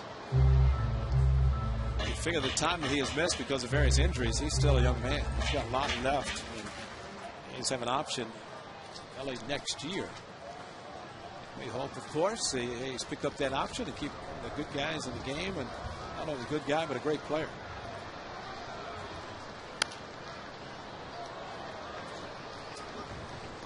Oh, 2 now to Ellis with Cliff Pennington in the on-deck circle. The A's have 12 hits in the game. We are just in the 5th inning. 3 games in Boston, they had 13, 12, and 14. 7 and 9 the first 2 games of this series. So at Fenway, they were really pounding them out.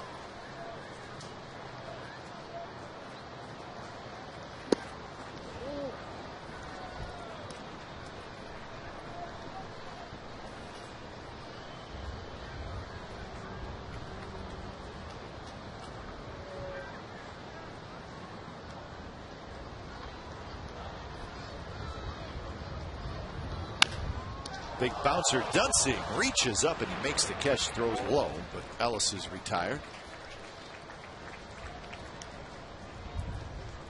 So 2 outs here in the bottom of the 5th, and that will bring up Pennington. Number 2, Cliff Pennington.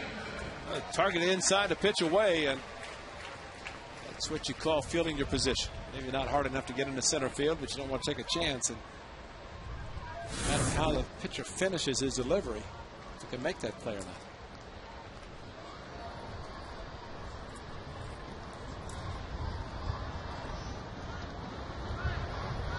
Pennington was the last hitter that Nick Blackburn faced. He had an RBI single in the third inning.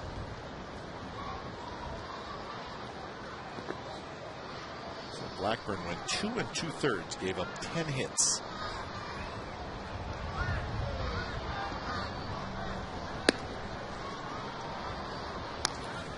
Amazingly, half of the 10 hits that Blackburn gave up all came with 2 outs, and they all drove in runs. The A's 5 runs have all come with 2 outs. Big 2-out run scoring hits.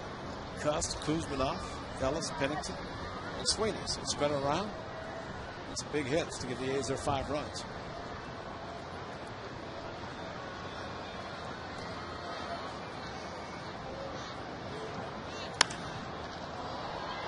Jason Kubel is in right field, and he's got it side, retired. No runs, a hit, and a runner left for the A's. We head to the 6th inning of the Coliseum, 5-2 Athletics.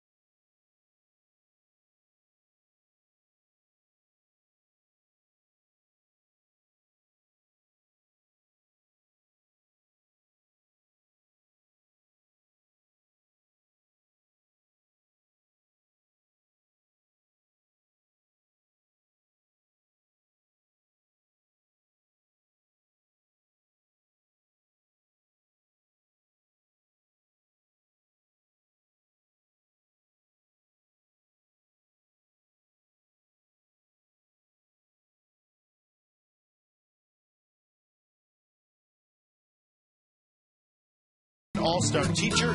Check out the finalist bios and video features. The winning teacher receives $10,000 for his or her school.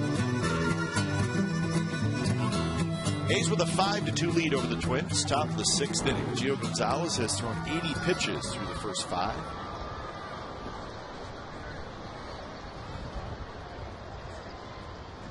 Retired 7 of the last 8 as he faces Kubel, Young, and Valencia. Gio, a little out of sync in the first 3 innings, but he has settled down in the last 2. So if that gets him at least 2 innings more for the A's, and we talked at the beginning of the game about the need for a starter to go deep to take care of the bullpen. The 4th pitch coming up for Gio. Breaking ball, a pretty good one, but it's just a bit low. That start against the Red Sox, he went 5, left with a 4-3 lead, but too many pitches early in the game. It costed him, and he held the curveball to Beltran. 2-2 now to Kubel. Kubel bounced back to Gonzalez in the 2nd, walked in the 3rd. Still producing runs, Kubel, 31 RBIs, but the batting average down under 230. Gross racing over near the bullpen, and nobody's going to get it.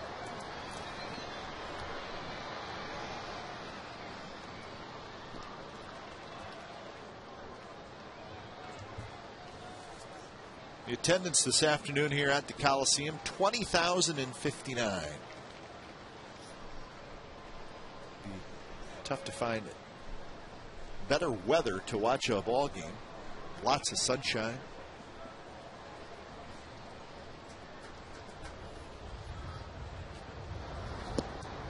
Kubel takes that one, and it's a full count. You know, one thing, when I was a little leaguer, if I had a chance to go to a big league game, parade around the warning track, I'd be standing in line at 6 in the morning. And then get a helmet? Oh, wow.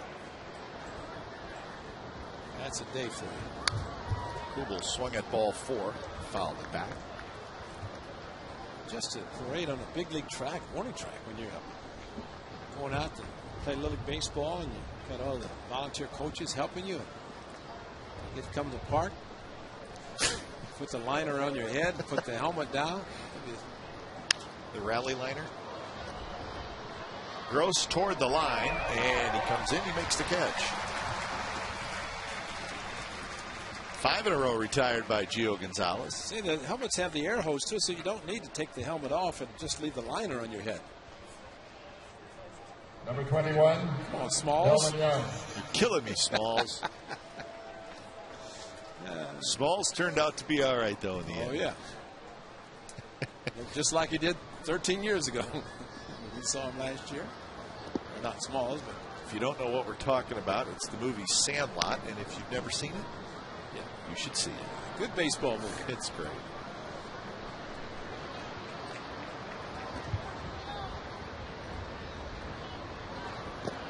Big swing and a miss on a pitch that was not even close to the strike zone, nowhere near it. And it's 1-1, and Suzuki got hit. The follow through got him, I think, and he's feeling it. I'm assuming the follow through did, because he went after the breaking ball and he's holding his jaw and his helmet's off, so he'd have to think. We'll check the replay, but hard breaking ball down and in that Delmon Young, and watch the follow through. Suzuki going after the slider, curveball, and boy, it didn't look like it hit him. Let's see this shot. Ball bounced up. I think the ball hit him. Ball bounced up and got him in the throat. Yeah, because Young swung and missed the pitch, and it came up and got him. Right up under the mask. In the throat area.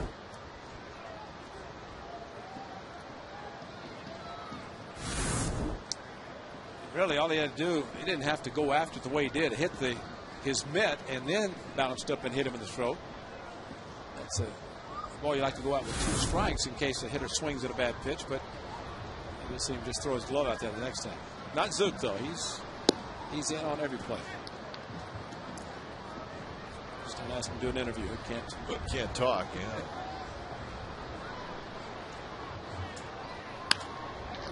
And caught by Pennington in the webbing. Good timing on the jump, and Pennington needed everything he had to make the play. We had the dibs, he had the snow cone, and boy, went straight up and timed it perfectly and right up the edge of the webbing, brought it back down. See Barton? Barton was jumping with him. That last shot, Barton jumped the same time Pennington did, and he's 60 feet, 90 feet away from it. Watch Barton in the back of your screen. Whoa, attaboy, Derek. A little bit of help for your shortstop. That's a great shot.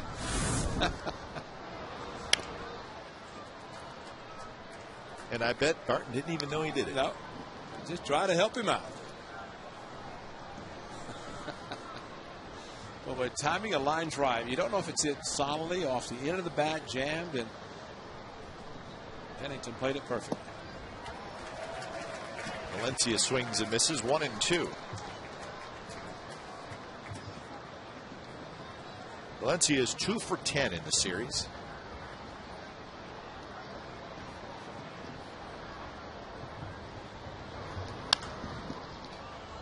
Pennington in the hole, straightens up, throws a strike, side retired. 7 in a row retired for Gio Gonzalez, and we are headed to the bottom of the 6th. It's a 5-2 A's lead.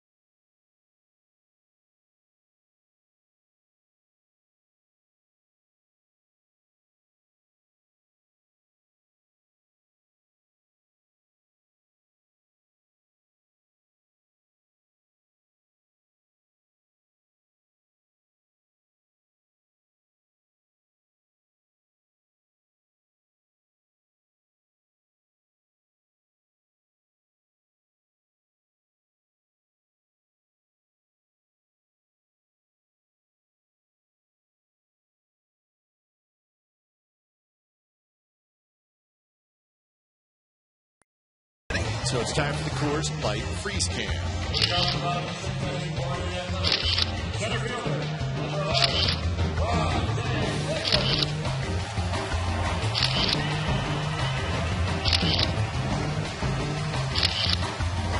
Coors Light Freeze Can is brought to you by Frost Brewed Coors Light, the world's most refreshing beer. Bottom of the 6th inning, and Rajai Davis will lead it off. And we have a new pitcher for the Minnesota Twins. Former outfielder turned left-handed pitcher, and a very good one. When it's time for a change, think Speedy Oil Change and Tune-Up, your oil change tune-up and smog experts. Ron Mahay. Bounced around a little bit lately. Tolbert is out. Again, fighting that sun. He makes the catch, and that is out number 1 here in the bottom of the 6th inning. Mahay, a nice contract for Kansas City, and now batting, the bullpen, Ron Gardenhire. Number 10, Derek Martin.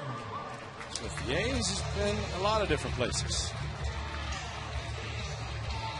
Dunsing a good job. He went 2 1/3, just gave up a couple of hits and 1 strikeout, so the A's not able to do much against the left-handed reliever. Turn it over to another lefty.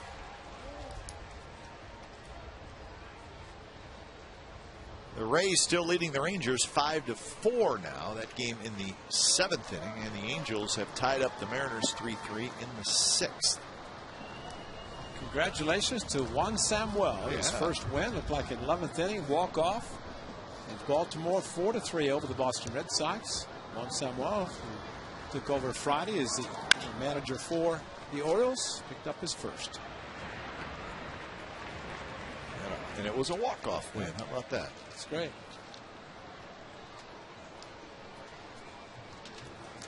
Now batting, right fielder. The Yankees beat the Blue Jays this afternoon 4-3, so Yankees salvaged the final game of that series. Vasquez the winner, Rivera the save. They had to work for it, though. Toronto was leading 3-0, but the Yankees scored 4 times in the 8th inning, and that was enough for the win. Vernon Wells hit his 15th home run of the year. So the Yankees 4 and the Blue Jays 3.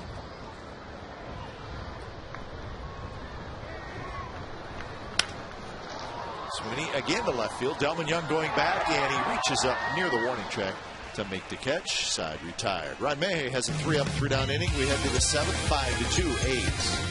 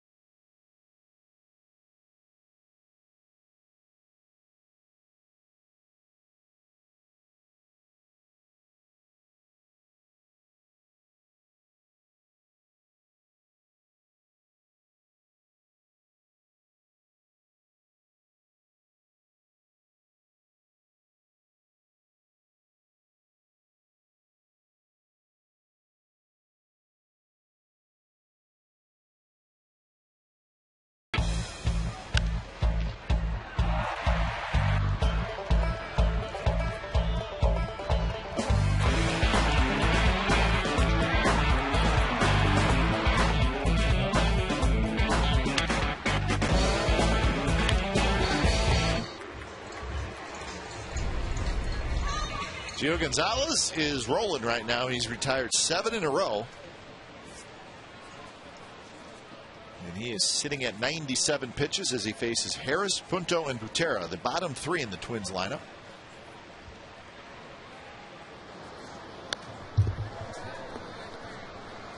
Gio in his last start in Boston, where he got the no decision, went 5 innings through 108 pitches.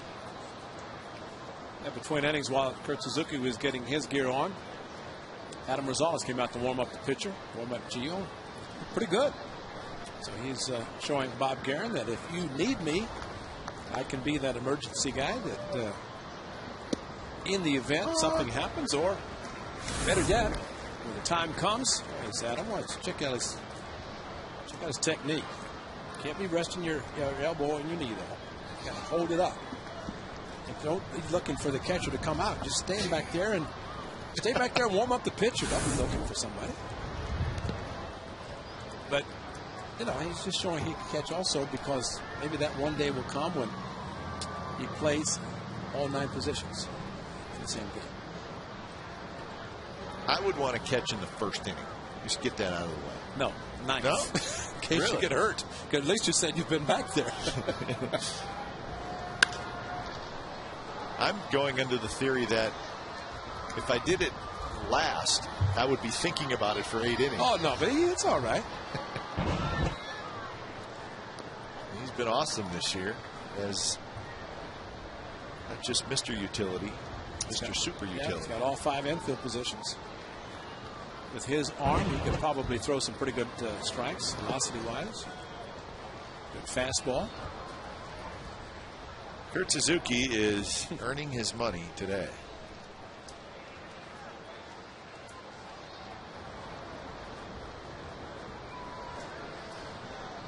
A lot of times a guy with the versatility of Adam Rosales does not play a lot just because he's the guy held back just in the event there's a need for a guy to play different positions. Well, you get a chance to meet him if you hustle over to next Thursday. That is, after Thursday's game, fans are invited to meet the one and only Adam Rosales, and he will be running over to the Holiday Inn Hotel and Suites at 77 Hagenberger in Oakland. He'll be on the A's Talk Show with Chris Townsend, and that will be at the Holiday Inn Hotel and Suites. So he'll be hustling over after the game on Thursday. It's Thursday after the A's Angels. Your chance to meet Adam Rosales. He's shy, though. Well, he spoke in front of all the Little Leaguers today, earlier this morning, which was very nice. Whole bunch of them all sitting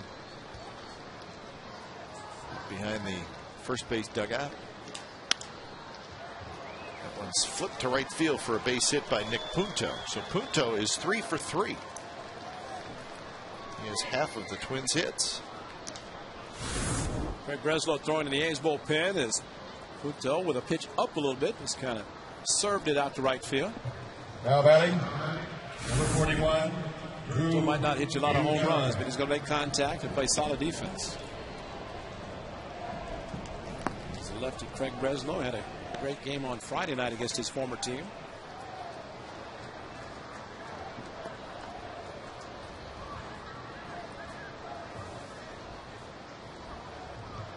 If Gio just looked at the scoreboard and saw the number 104, telling Kurt Young, I've got the rest of the inning. Tuesday, they're trying to get him through 5 to qualify for a win.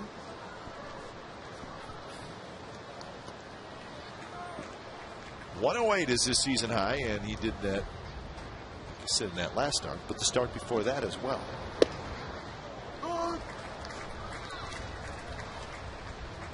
In the great game against the Giants 3 starts ago, he threw 95 pitches in the 8 shutout innings.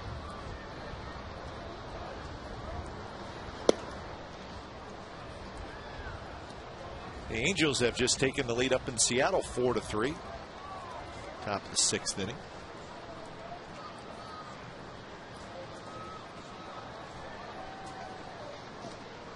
Matsui has a home run in that game, so he's starting to hit now. He's in a long slump. Swing and a miss on the fastball, 1-2. Don Wakamatsu was ejected in the 3rd inning of that game. Don't know why. Well, it's a good fastball from Gio Gonzalez.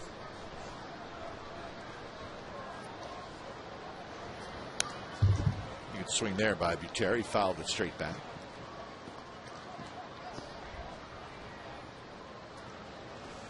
New career high for Gio Gonzalez, but you look at the scoreboard, his velocity is the same. He's throwing quality pitches. Nice for him to finish the 7th inning and walk off with a head held high.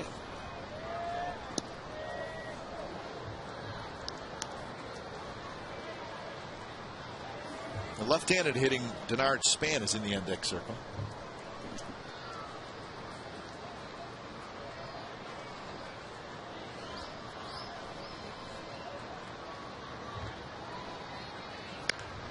Two pitches wrapped foul after facing in front of the A's dugout.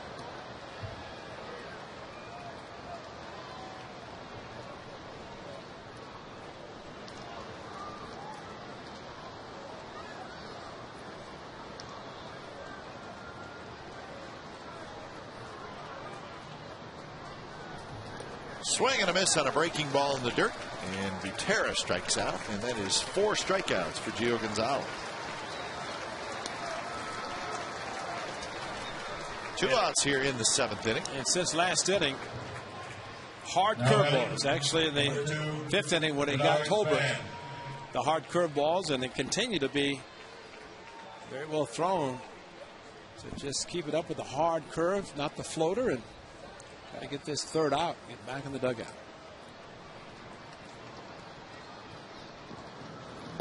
Span takes a strike down around the knees. Good pitch from Gonzalez.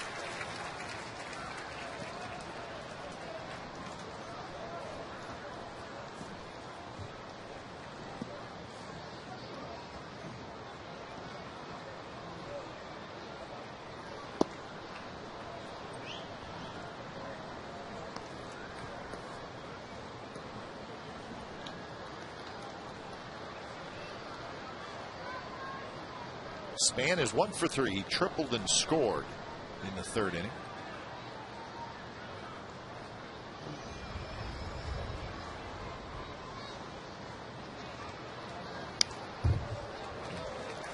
Just got a piece of that one. So Gonzalez ahead in the count, 1-2. This will be pitch number 115 for Gio.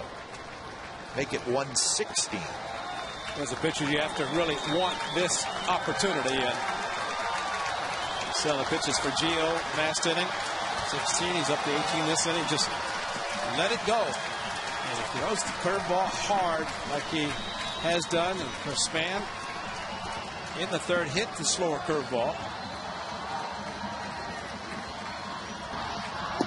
Runner goes. Throw to second base is not in time. Oh, wow. How did he get around that? Oh, the throw right there from Kurt Suzuki, and Pennington, a great job catching and tagging. And Punto with Kurt Suzuki just throwing a bullet to second base. Wow.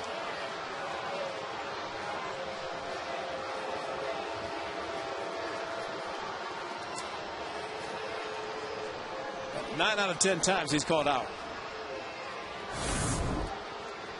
Because the throw was there, the tag was there, and it's like they handed Punto right into it.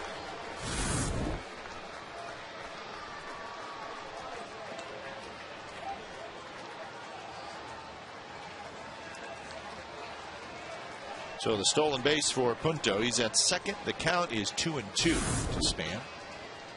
On deck, the switch hitter Matt Tolbert.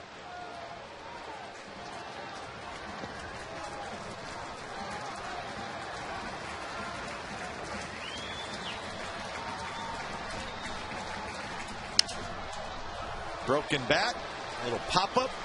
Pennington has it side retired. 116 pitches for Gio Gonzalez. And he has another very strong performance. 7th inning stretch coming up from the Coliseum. 5-2 A's.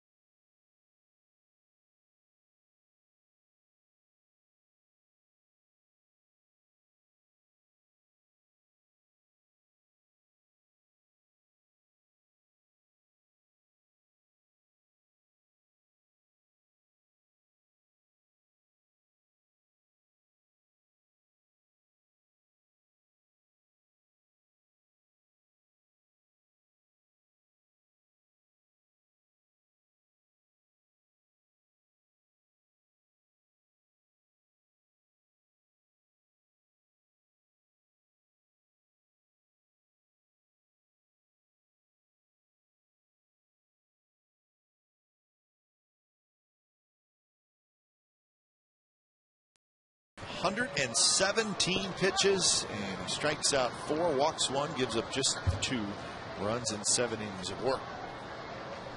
Leaves with a 5-2 lead. It'll be Suzuki, Cust, and Kuzminov for the Athletics.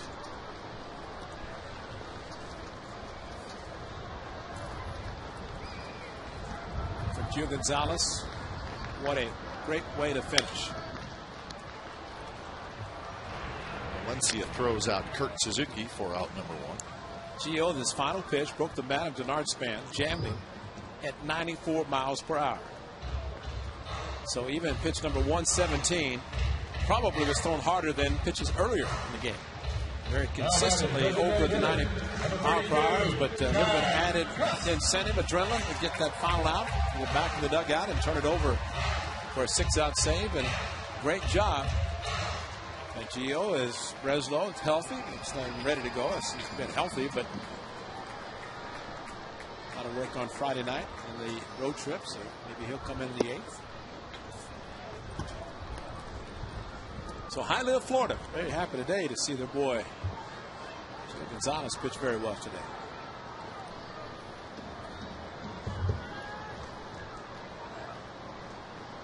A couple of hits for Jack Cust this afternoon. He also has an RBI and a run score. And he's got another hit. This one ripped to right center for, it's going to be a long single. So Cust 3 for 4, and that is hit number 13 for the Athletics. Well, the lefty Mayhay leaving the pitch up a little bit. Third baseman, number 5. Jack Cust, another quality swing from the left side.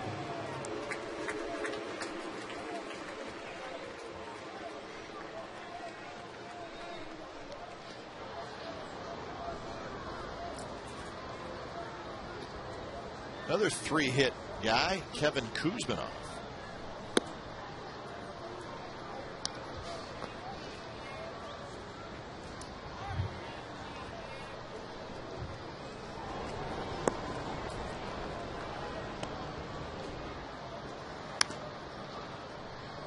Change up Kuzminov right off the end of the bat.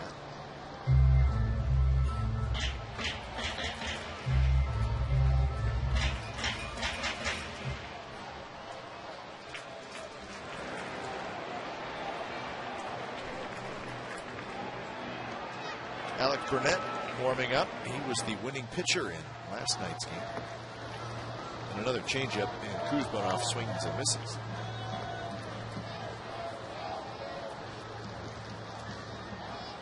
Breslow gets up and starts to throw again.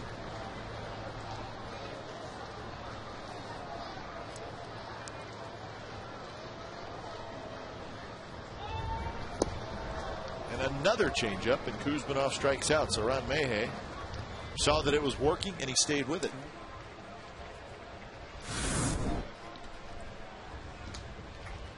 Circle change, you figure it is now able to use the same arm speed and throw it without the fastball grip, creates a change up, and a lot of hitters cannot see it.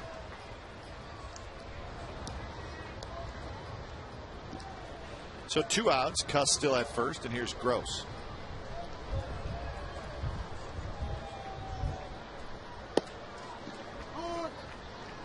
As the A's get set to host the Angels, the Twins will head home. They got a long homestand. They'll have tomorrow off.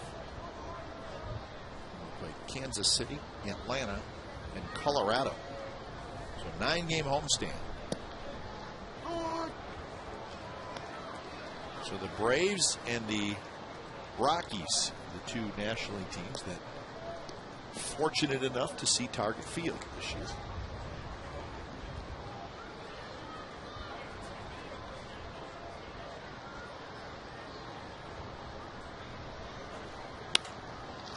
Toward the shortstop, Punto. He'll flip to Tolbert, the second baseman, side retired. No runs, a hit, and a runner stranded for the A's. 8th inning coming up, still 5-2.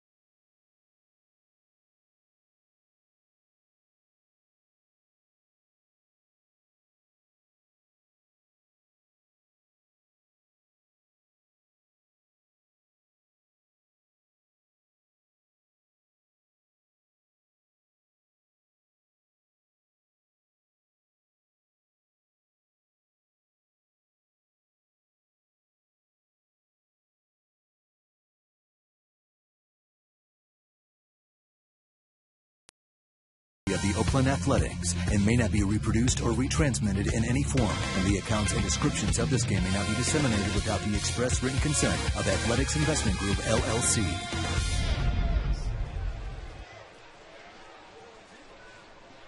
Well, when it's time for change, think Speedy Oil Change and Tune-Up, your oil change, tune-up, and smog experts. Craig Breslow here in the 8th inning. He'll face Tolbert, Mauer, Kubel. Breslow pitched in game 1 of the series. Inning in 2/3.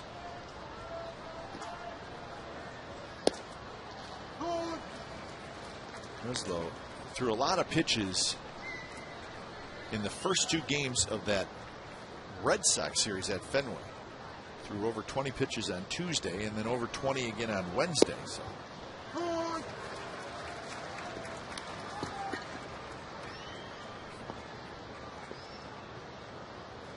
Ahead in the count to Tolbert, 1-2.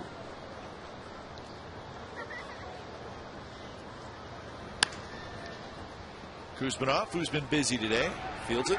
Quick throw to first. Tolbert's out. 1 out here in the 8th inning.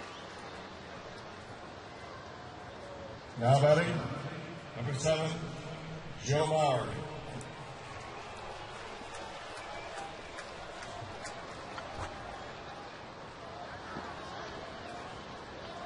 For 3 for Mauer today.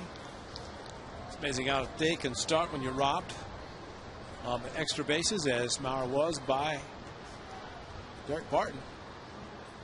Kind of changed everything for him today. He's 3 for 12 in the series.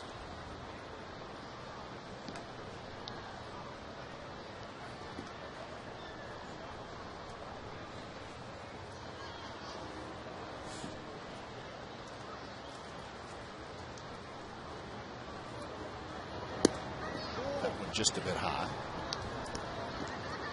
I think it's a pretty good chance that as Joe Mauer, Tyson Ross throwing, Joe Mauer, of course, already a great career, but some of the pitches might go his way. Sure. Close pitches. He has a great eye. Waits a long time before he swings.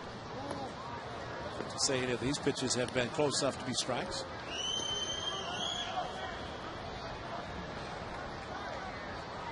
Three and 0 the count. Kubel waits on deck. And it's inside, and it's a 4-pitch walk. Got Craig Breslow facing his former team on Friday. Strikeout. Strikeout. How about a strikeout? Lawrence Mann.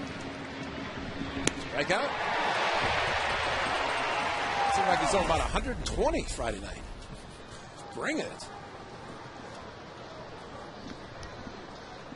Still Morneau. Hope he's feeling better. Outside to Kubel. Rays have added a couple runs in Arlington. Rays 7, Texas 4, top of the 8th inning. Angels 4, Mariners 4, 7th inning. Right field and deep. Into the corner goes Sweeney, near the wall, and he makes the catch right in front of the wall. Wow. Whew. That sounded like it's going to be a 1-run game. And Bob Guerin's coming out. Kubel, of course, power. Kind of fisted the ball. Maybe that's what kept it in, because it sounded great, but he had to pull his hands in. Ryan Sweeney, right at the end, kept his glove up. You see his eyes being shaded by his glove and his sunglasses on, and made a catch that close to being out. So Tyson Ross comes in here in the 8th inning with 2 out and a runner aboard.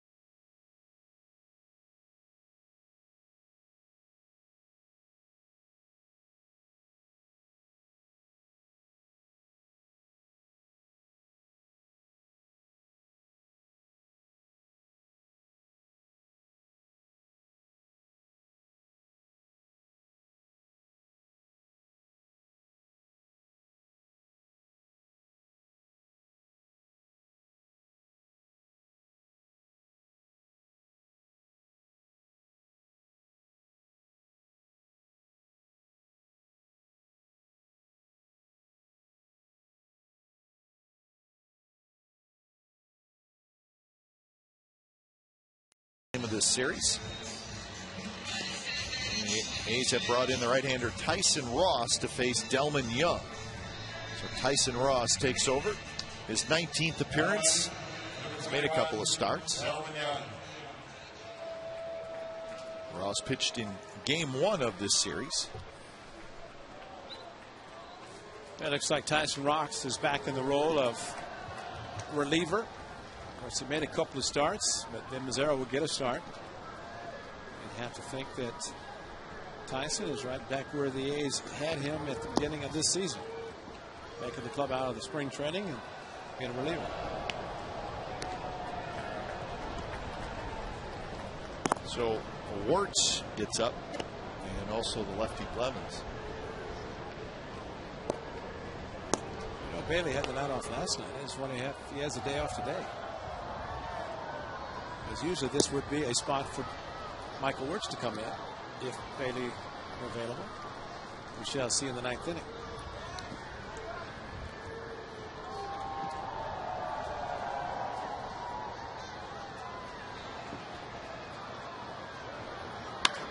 Delmon Young rips one left center field and deep, and that baby is gone. He's done it again. Delmon Young. 7 RBIs in this series.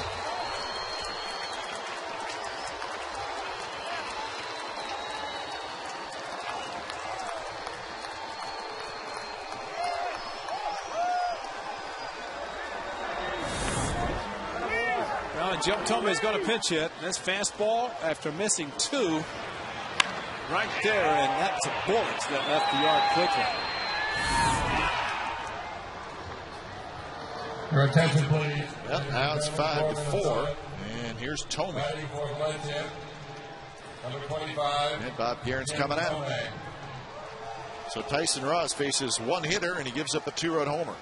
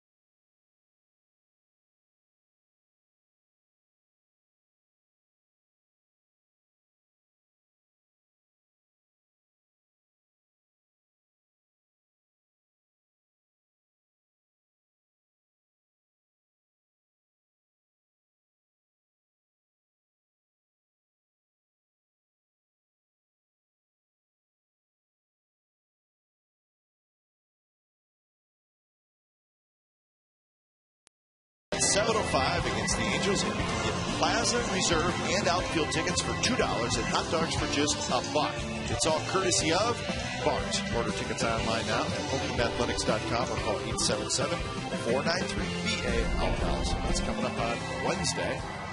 Again, that'll be a Dallas Braden start. Braden and Joe Saunders. Blevins comes in. He faces the big guy, Jim Thome.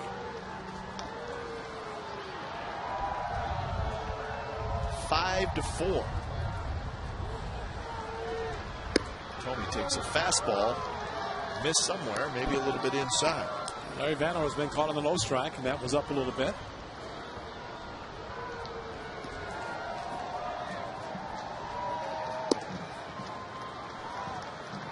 Thome is 2 for 10 as a pinch hitter this year. 5 home runs on the season, 569 in his career. And that one's drilled to right center field. It's going to end up rolling all the way to the wall, and Jim Thome will have a double. Remember, the last out made in this inning was Jason Kubel, and that was a fly ball to the wall. So Thome pinch hit double. He comes out, and J.J. Hardy will pinch run. They fall behind Jim Thome. He's going to expand the striking zone a little bit. He did there with a 2-0 fastball from Jerry Blevins. And in the gap, I guess you could say, kept him in the park. It's 2-0, and you hit 569. You have to be a little concerned. Lefty, even though it's a lefty pitching. Here's Brendan Harris, who is 1 for 3.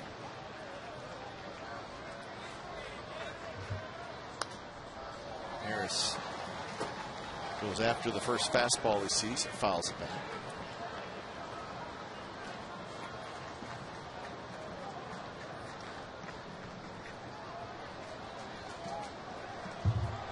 So the Twins have made it interesting here in the 8th inning.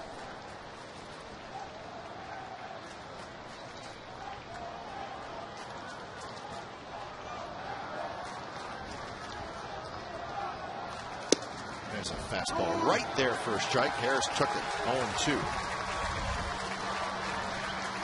You take a fastball like that, you're looking for something else. And good fastball of Blevins, and it's on the inside corner that pushed Harris back.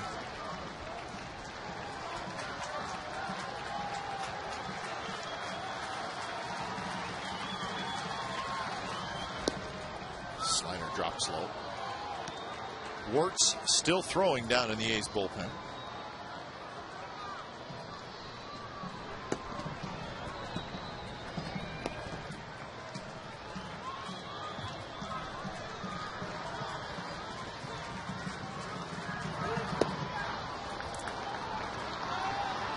So Gonzalez started, then it's been Breslow, Ross, and Blevins, all 3 of the relievers here in the 8th inning.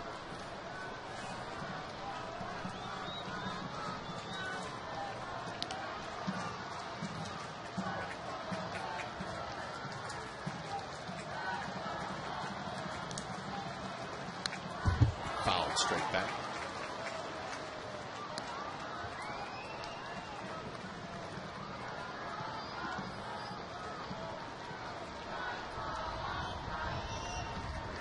Tyson Ross disappointed. Gives up the home run to Delman Young.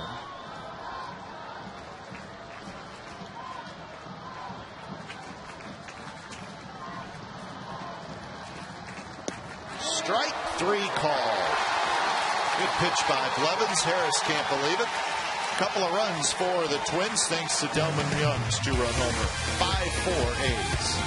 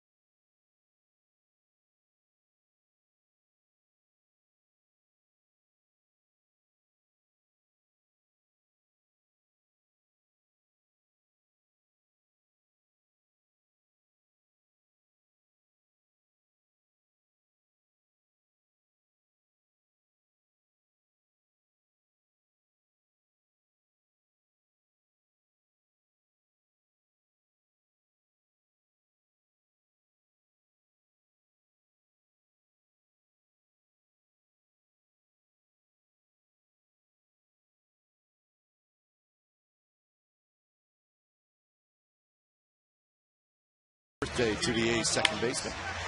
And he got himself a base hit to knock in a run in the 3rd inning. A's have scored all the runs with 2 outs. And Gio Gonzalez, 7 innings, gave up just 2 earned runs, and he's closing in on his 6th win of the year. But Delmon Young makes it interesting. This is in the top of the 8th inning, a 2-run homer off Tyson Ross to make it a 5-4 game. That is where we sit. 4-8-1 for Minnesota, 5-13-1 for the Athletics.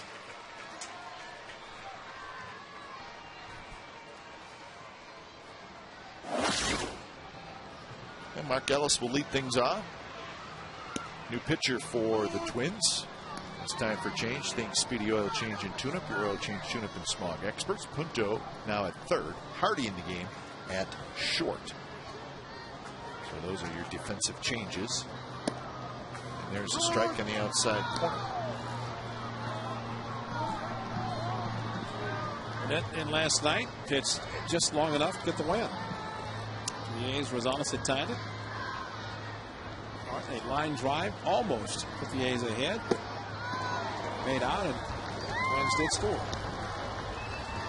Ellis strikes out.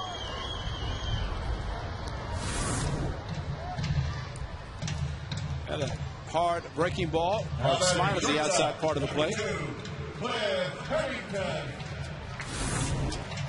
Now we know why Michael Wirtz didn't come in the 8th inning, because he's now getting loose for the 9th. So Andrew Bailey obviously not available. And as the A's could add a run or two as insurance. The A's, since their last scoring in the 3rd inning, have just collected 3 hits. And there is Vito Bailey. 2 innings on Thursday in the save, an inning on Friday. And the Twins scored a run in the 11th.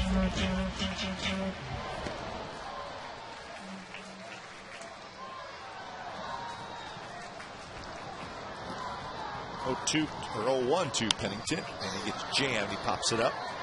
Down the line at third is Punto, and Punto has it. Catcher Butera gets out of his way. So 2 outs here in the bottom of the 8th inning.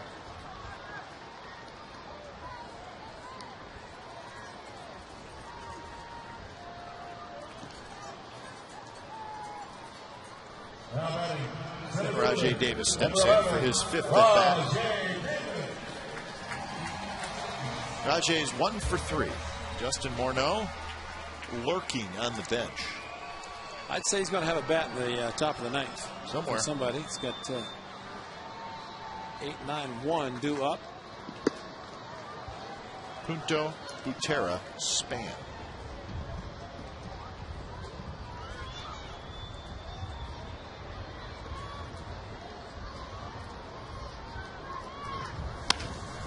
On the ground toward the shortstop. J.J. Hardy has it. Side retired. So Alex Burnett has a quick inning. We're headed to the 9th inning, folks. Michael Wirtz is going to try to save it for the Athletics.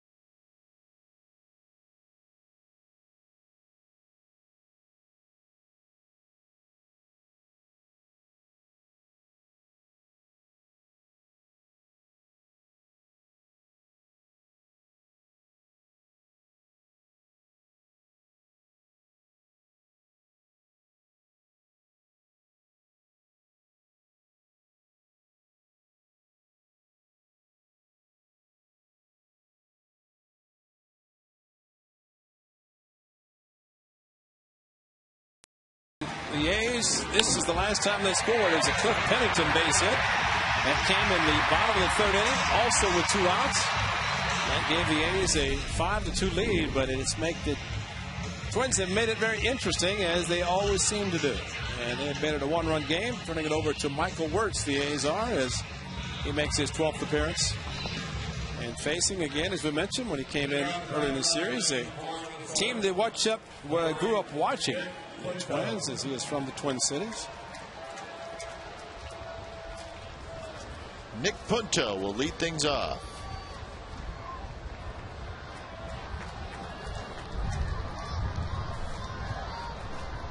Punto has had a 3-hit game this afternoon. 3 singles. He's also stole a base. He has not scored a run. So he is leading it off. Justin Morneau has come out into the on-deck circle. So he will hit next. And after that, Denard Span. So Michael Wirtz trying to save it.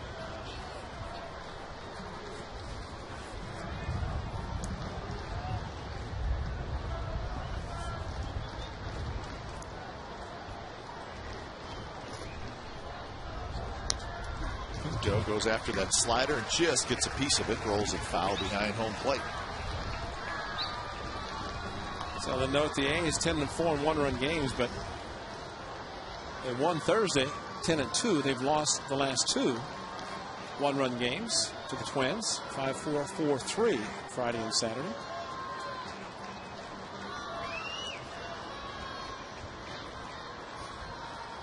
Punto swings and misses. 1 out here in the 9th.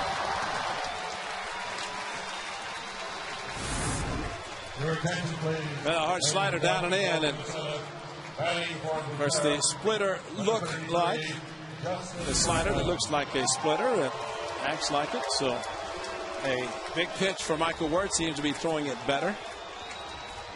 And now 2 lefties, Morneau, and then top the order to Span.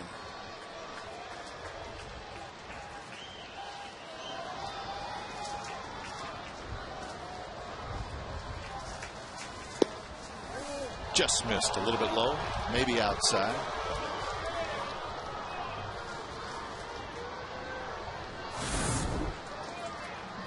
It had to be outside because it had plenty of the plate as far as the height. 2-0.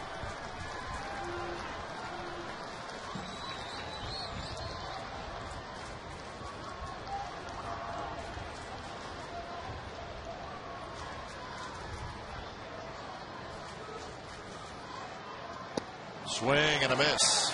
2-0 pitch. Now, the way he had taken the first 2 similar sliders, I thought he figured he's got it. It would not swing at this one, but I would say Michael Wirtz is going to throw all sliders / splitters in this at bat. I got to go right back to it, and if he throws it as well as the last 2, really doesn't have a chance. And Morneau, a great hitter, but swinging over the sliders. Throw it hard to keep it down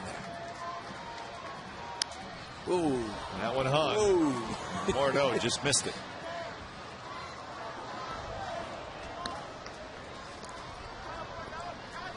Well, of course, Michael Wirtz wants to throw every one as hard as he threw the first the 2 that Morneau swung and missed. Just sometimes it does not come out of the hand the same way.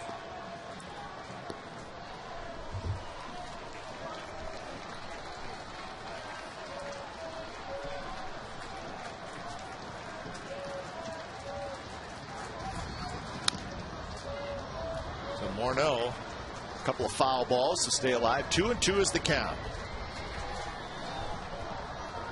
Morneau leading the American League in hitting with a .372 average. He's got 13 home runs.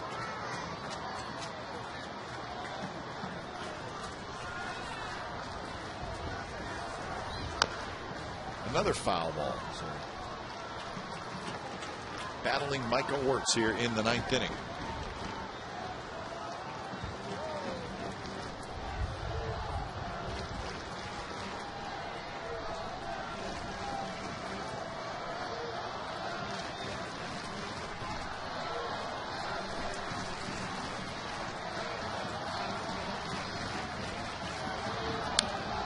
Another foul ball.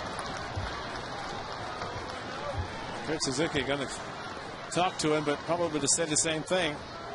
Just keep throwing hard as possible.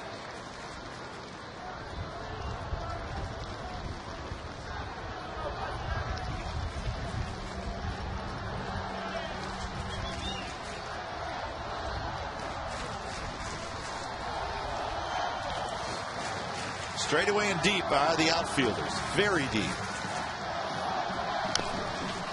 That one was a hanger. Morneau fouls it again.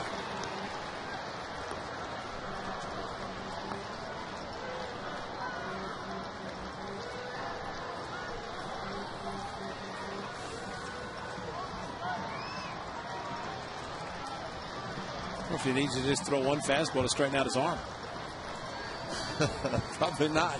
Just keep throwing it. And there it was. And Morneau swings and misses. Flip to first, and that's the second out. 9 sliders in the at-bat. 9. And finally got Morneau to swing at a bad pitch, and he's still sick. Last thing he wanted to do is run to first base. Started, kind of stopped, and Kurt Suzuki had to throw the ball at first.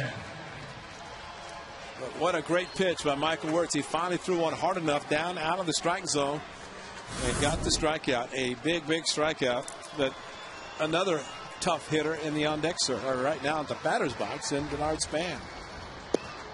Span bluffs a bunt, takes a strike.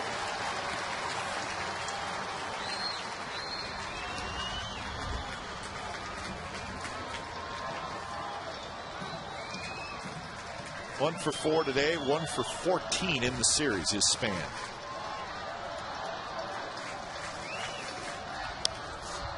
And now Wirtz has him in the hole 0-2.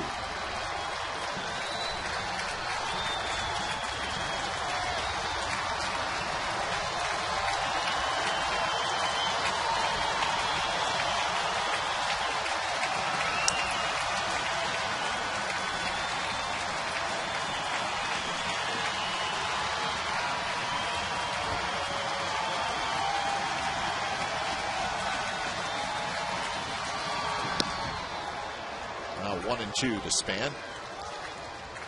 Span's only hit in this series that triple in the 3rd inning. He scored. A's with 13 hits in the game and the 5 runs. The Twins 4 runs on 8 hits. Each team has made an error. Wirtz 1 out away from wrapping it up.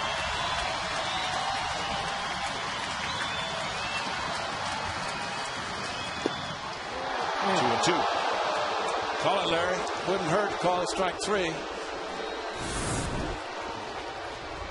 Don't have Tommy Cam. They'll let it pitch a little bit outside. Kind of a backup slider the way it went away from the lefty.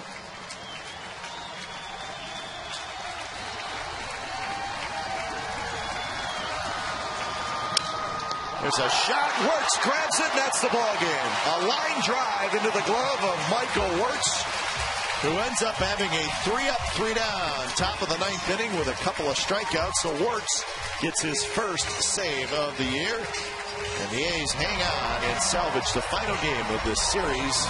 5-4 is your final.